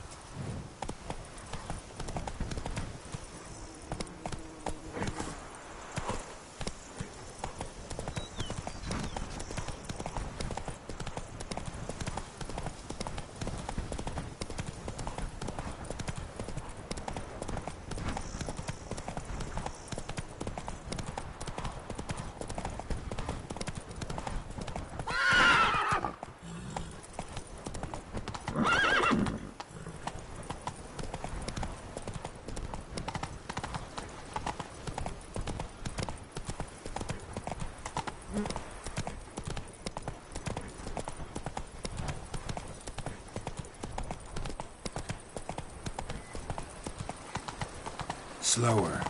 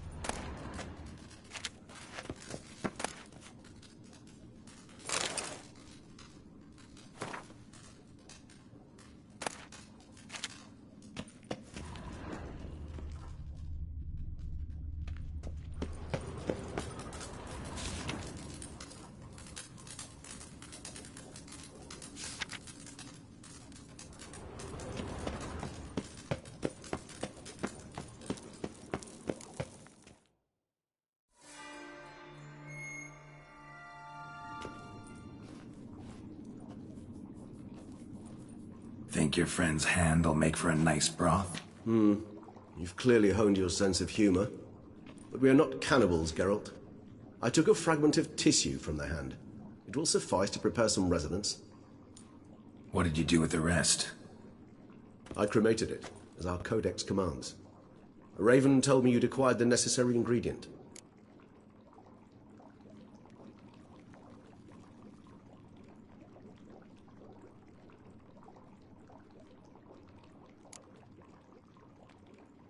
Pretty helpful creatures. Call on them often? I try not to overdo it, but they can be so useful, as they were now, when I merely needed to be sure I could arrive in time should things go sour. Managed fine alone, but thanks for the thought. Gonna need much longer to finish brewing resonance? Mentioned a last ingredient, too. What about that? That, I fear, might prove troublesome. You see, to use the concoction to summon the memories of one, the solution must contain the blood of another specimen of the same species. Shouldn't be a problem. I happen to know a higher vampire who should be willing to help. Right, Regis? It's not that simple, I'm afraid. While you were away, I tried my damnedest to identify a replacement, but, alas, none such exists. Not sure I understand what the problem is. Can't we just draw some of your blood? The blood must be in an agitated state. As I'm certain you know, higher vampires can change their corporeal shell. As our flesh changes, so does our blood's chemical composition. To make a long story short, I shall need to induce in myself a state of strong psychokinetic arousal. In brief, madness, rabidity. And that stands to be very, very dangerous.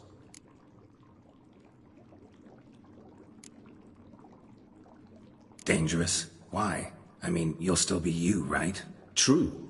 But I should be highly agitated, in a state of fury. You know better than I that fury cannot be controlled. If you've ever seen an enraged vampire, you know very well that all who find themselves nearby will be in grave danger. How will we handle that? I'd rather not have you lunge at me, claws extended. That makes two of us. But worry not. I've thought it through very thoroughly.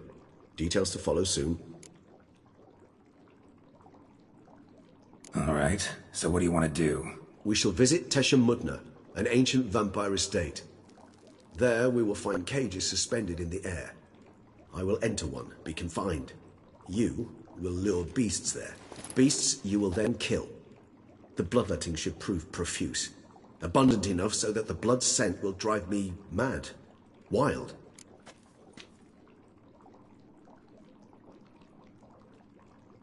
Teshamudna. What's it like? It is a place of torment. A torture chamber. Long ago, shortly after we'd arrived in this world, one among us named Kagmar developed such a taste and lust for human blood that in one night he could imbibe an entire village. This brought trouble on the entire species. Common folk wearied quickly of living in constant fear. They began to hunt us, seek the aid of mages and witches in tracking us down. So what? Not like they could ever hope to kill you. But they were bothersome. Forgive the comparison, but when did you last enjoy mosquitoes buzzing around your head? In any case, the other vampires decided something had to be done. Kagmar had to be caught and punished. A torture chamber was thus outfitted in the dungeons of Teshamudna. Inside it, a cage made entirely of a special alloy of silver, dalvinite, and meteorite steel. Kagmar was captured and locked in the cage.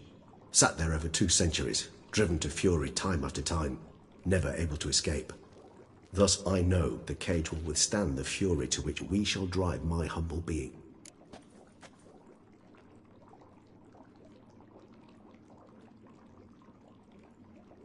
See no reason to dawdle. Teshamudna.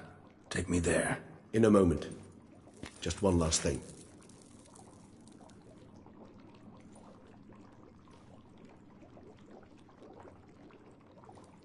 What was that? Blood. Oh, the last favor the Raven did me. I've also taken some Sancurium, a solution that sharpens one's sense of smell. One drop of blood shall smell like a gallon to me now. You crazy? You're a recovering addict. Your outrage warms my heart, Geralt. But you must remain calm. I have no choice.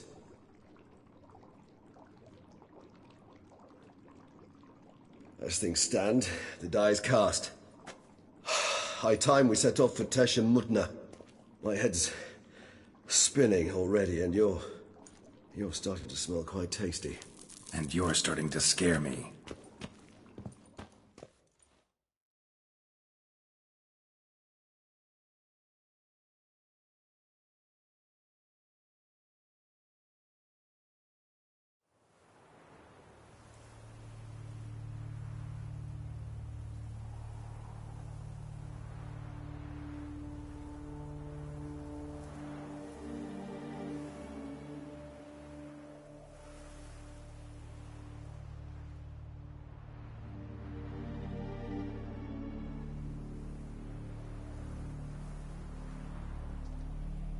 We have arrived. The sacrificial chamber of torture and torment lies underground.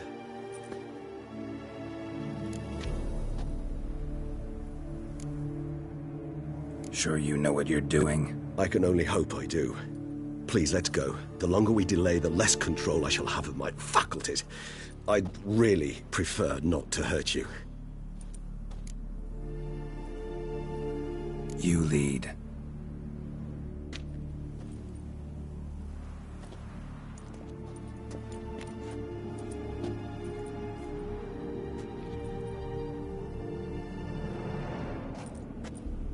Scurvers must be getting close to their feeding ground. Correct. I told you there'd be danger.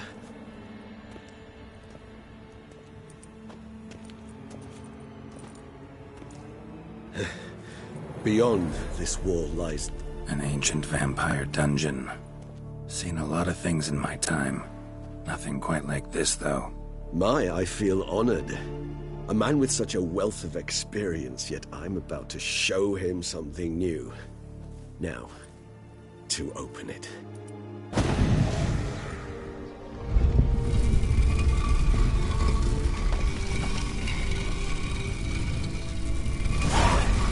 How the hell? It's an ancient form of protection against unwanted guests.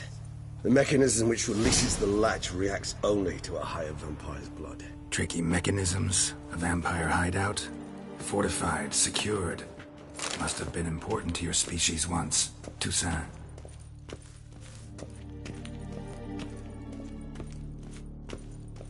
It shall always be so. During the conjunction, the gate from our world into this one opened upon this land and no other. This was the first place we saw.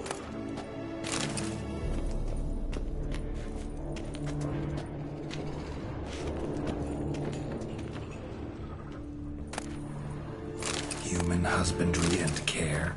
This for real? The author observed humans, their behavior, over the many years he spent breeding them. Morally suspect though it may be, it's a thorough survey of the topic.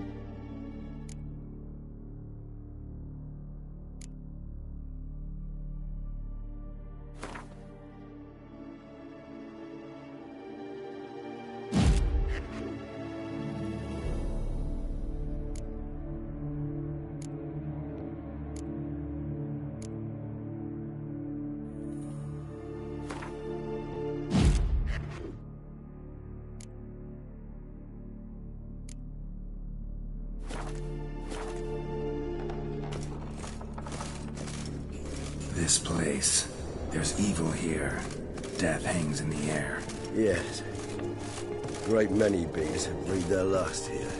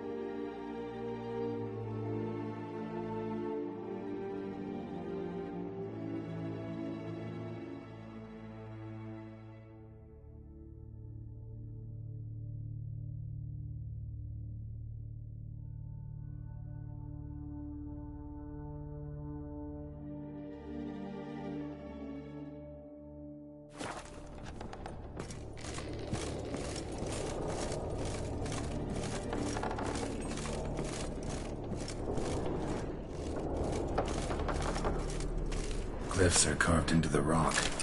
Coated with blood used to be. They mean something?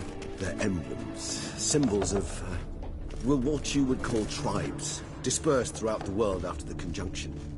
My ancestors placed them here to remind us of where we came from.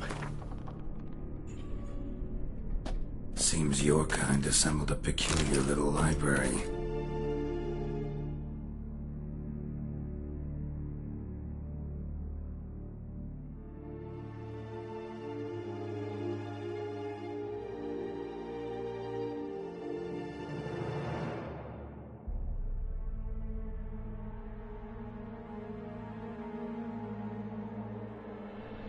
Indeed, though I personally did not.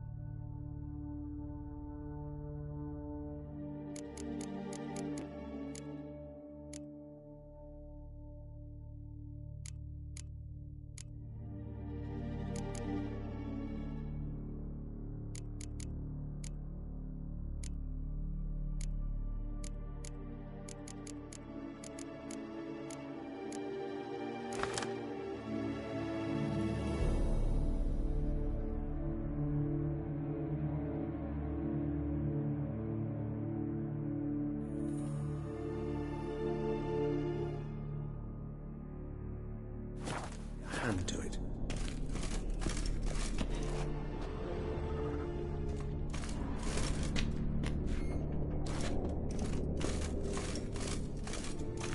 Cells? Who for? Ah, disgraceful. Excruciatingly so, this particular page from our history. I'd rather not summon the demons of the past if it's all right with you. And this one? Which tribe's this? Garisham. My tribe, and Deadlough's. We both remained in this part of the world. Whose is this glyph? Amarun. They ventured beyond the sea. What's this symbol mean? It's the symbol of the Tedet. Those who went east beyond the Blue Mountains.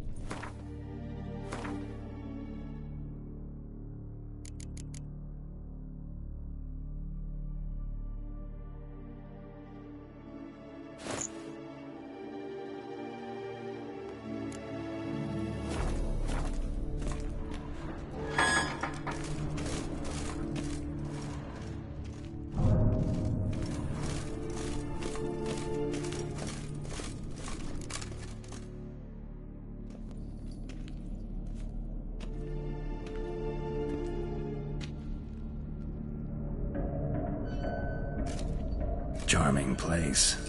But what are all those cages for? Mentioned one vampire being kept here. Yes, well, you see, humanitarians is something my ancestors were not.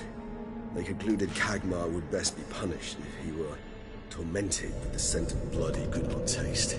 Thus, they also kept humans here. Humans whose blood they slowly let. Kagmar ranted and raged in pain as those humans slowly bled to death. They treated them like livestock. Live bait. I'd like to be able to turn back time. Deny it, but alas, I can do neither. Feel shame for my brethren. That is all I can do. Don't take it so hard. Nothing you could have done about it. Let's get to work. Well, that was awkward. Fine. I prepared the bait. Please be so kind and place it. Ideally at the tunnel entrances. The scent will spread most effectively then. Place the bait at the tunnel entrances. Monsters will catch its scent more quickly. When I think how these tunnels got here, send shivers. It was the natural order of things. The place reeked of death and it attracted necrophages.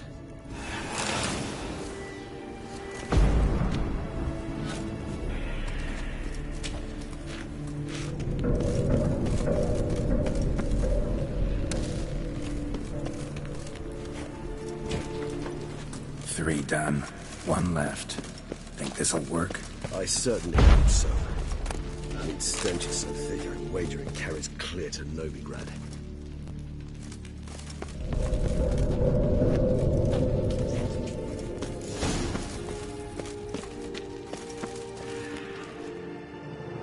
Bait set. What now? I shall enter the cage. You must chain me inside. The bars are made of an alloy that will prevent me from transforming into mist. Kinda thought you wouldn't want to. I shall be in great pain. My sole thought being to stop that pain. I cannot know what I will do.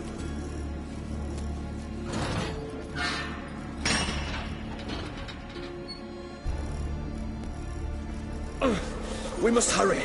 The beasts have caught the scent and also my head. I started spinning. That the blood? Someone who's never experienced a vampire's bloodlust does not know the true meaning of thirst.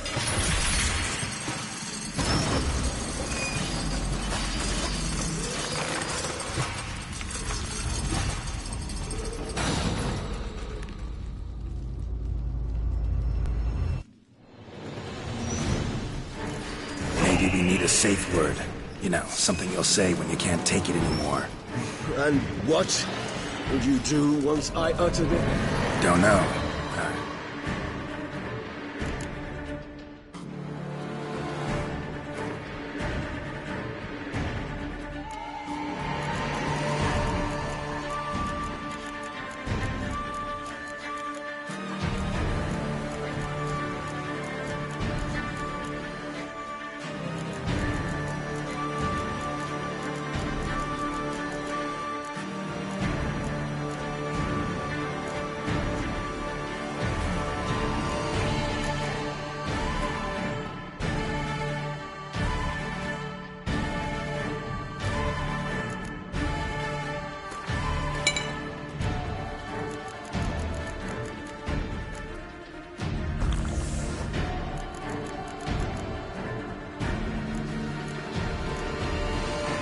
Calm you down.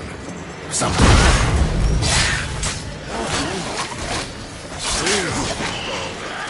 You won't be able to. We must forge through this, that is all. You just have smelled the blood.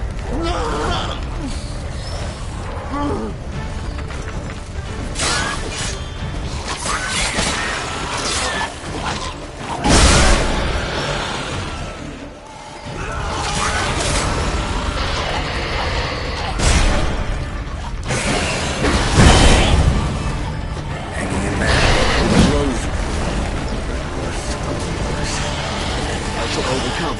Good. Second year more coming.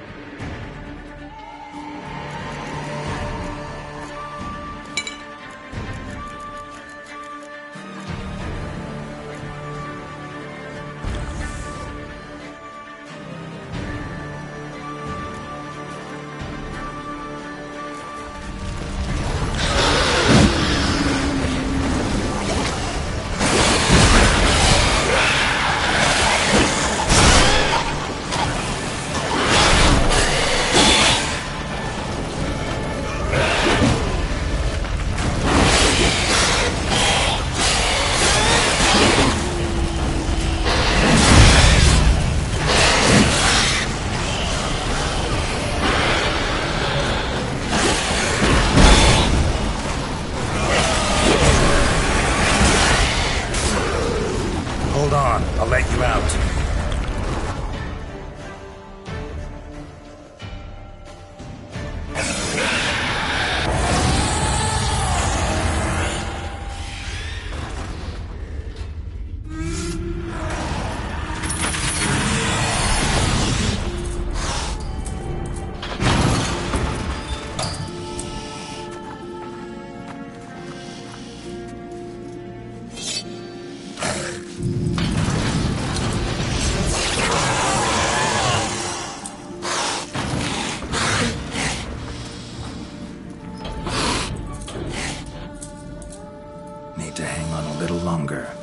Dry in a few hours. Scent won't bother me anymore.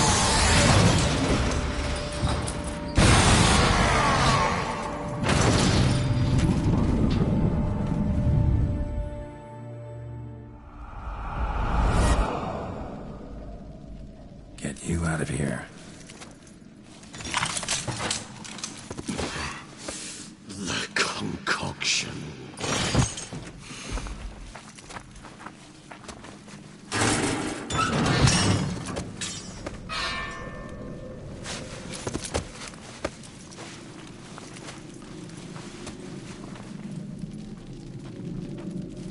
You can't finish it in this state.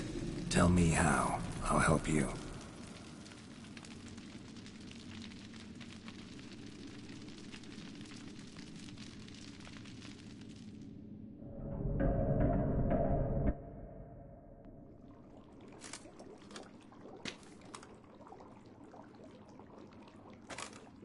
Any better?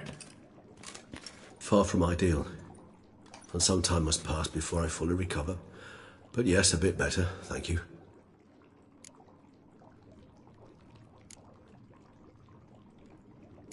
Never expected it to be like that. You didn't tell me. We need not discuss it. But we do. Because if I'd known you were going to subject yourself to torture... What would you have done? Found Dettlaff some other way. I did not wish you to use any other way. Did that occur to you? No, because I thought no being would ever willingly subject itself to that kind of pain. You vampires aren't any different from us in that regard. I told you, the pain is my way of paying my debt. The enormous debt I owe Dettlaff. If I had to do it again, I would, in a heartbeat. Resonance. It's ready. Are you certain you followed the formula? The proportions were exact, the brewing time precise. This is important, Geralt. The slightest deviation could cost even a witcher dearly. Relax. Got some experience brewing potions. Very well.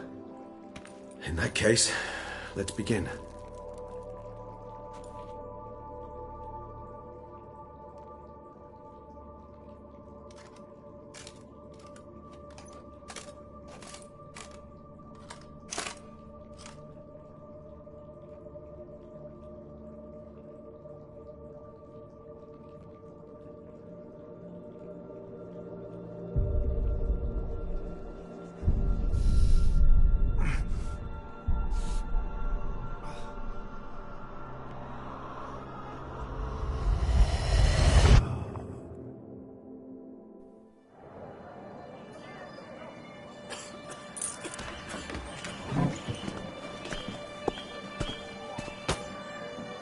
Excuse me.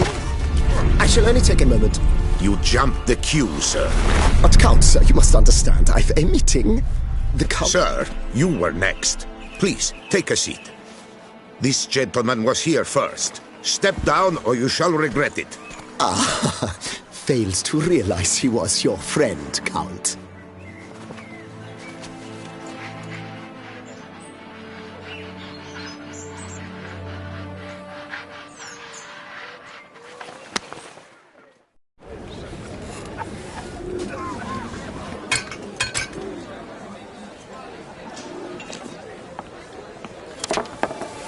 It was then I ordered him to give up his seat and step off the stand. If only you'd seen his face. We got him good, didn't we, Dettlaff?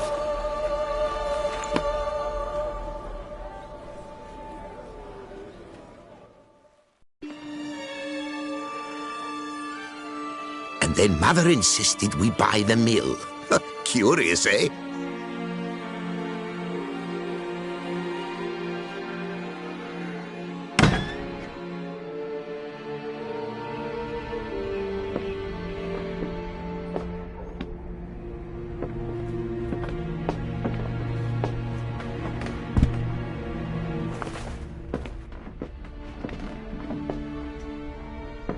But at least I've a yarn to spin for friends and associates. Forgive me. What?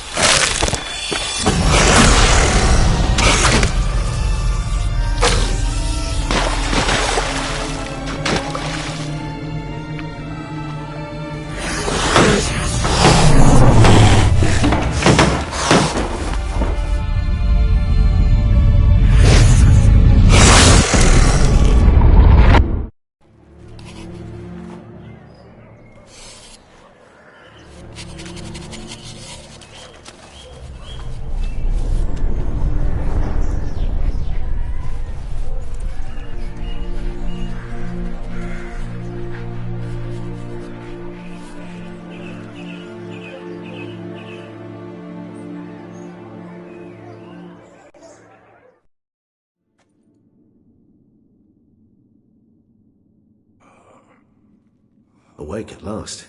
You ride like a squirrel caught in a snare. I'd begun to fear they were death throes, that you'd departed. Sure wasn't pleasant, but it worked. What did you see? Delacroix. His death did not come easy. Seems Dettlaff had made friends with him.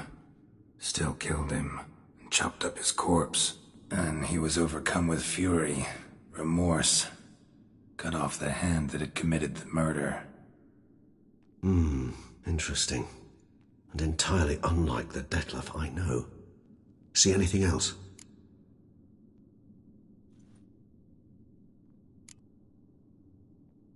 Saw a moment. Delacroix did something selfless. Was kind to Dettlaff. Guess it could have been the start of their friendship. Why the uncertainty? Nothing extraordinary about it. Normal, everyday situation, really. Visions were supposed to issue from strong emotions. Clearly the situation provoked such emotions in Dettlaff. Keep in mind, he did later murder Delacroix. Killing someone who's grown dear to us, it's bound to elicit strong emotion. Vampires are no different in that regard. Did you see anything else?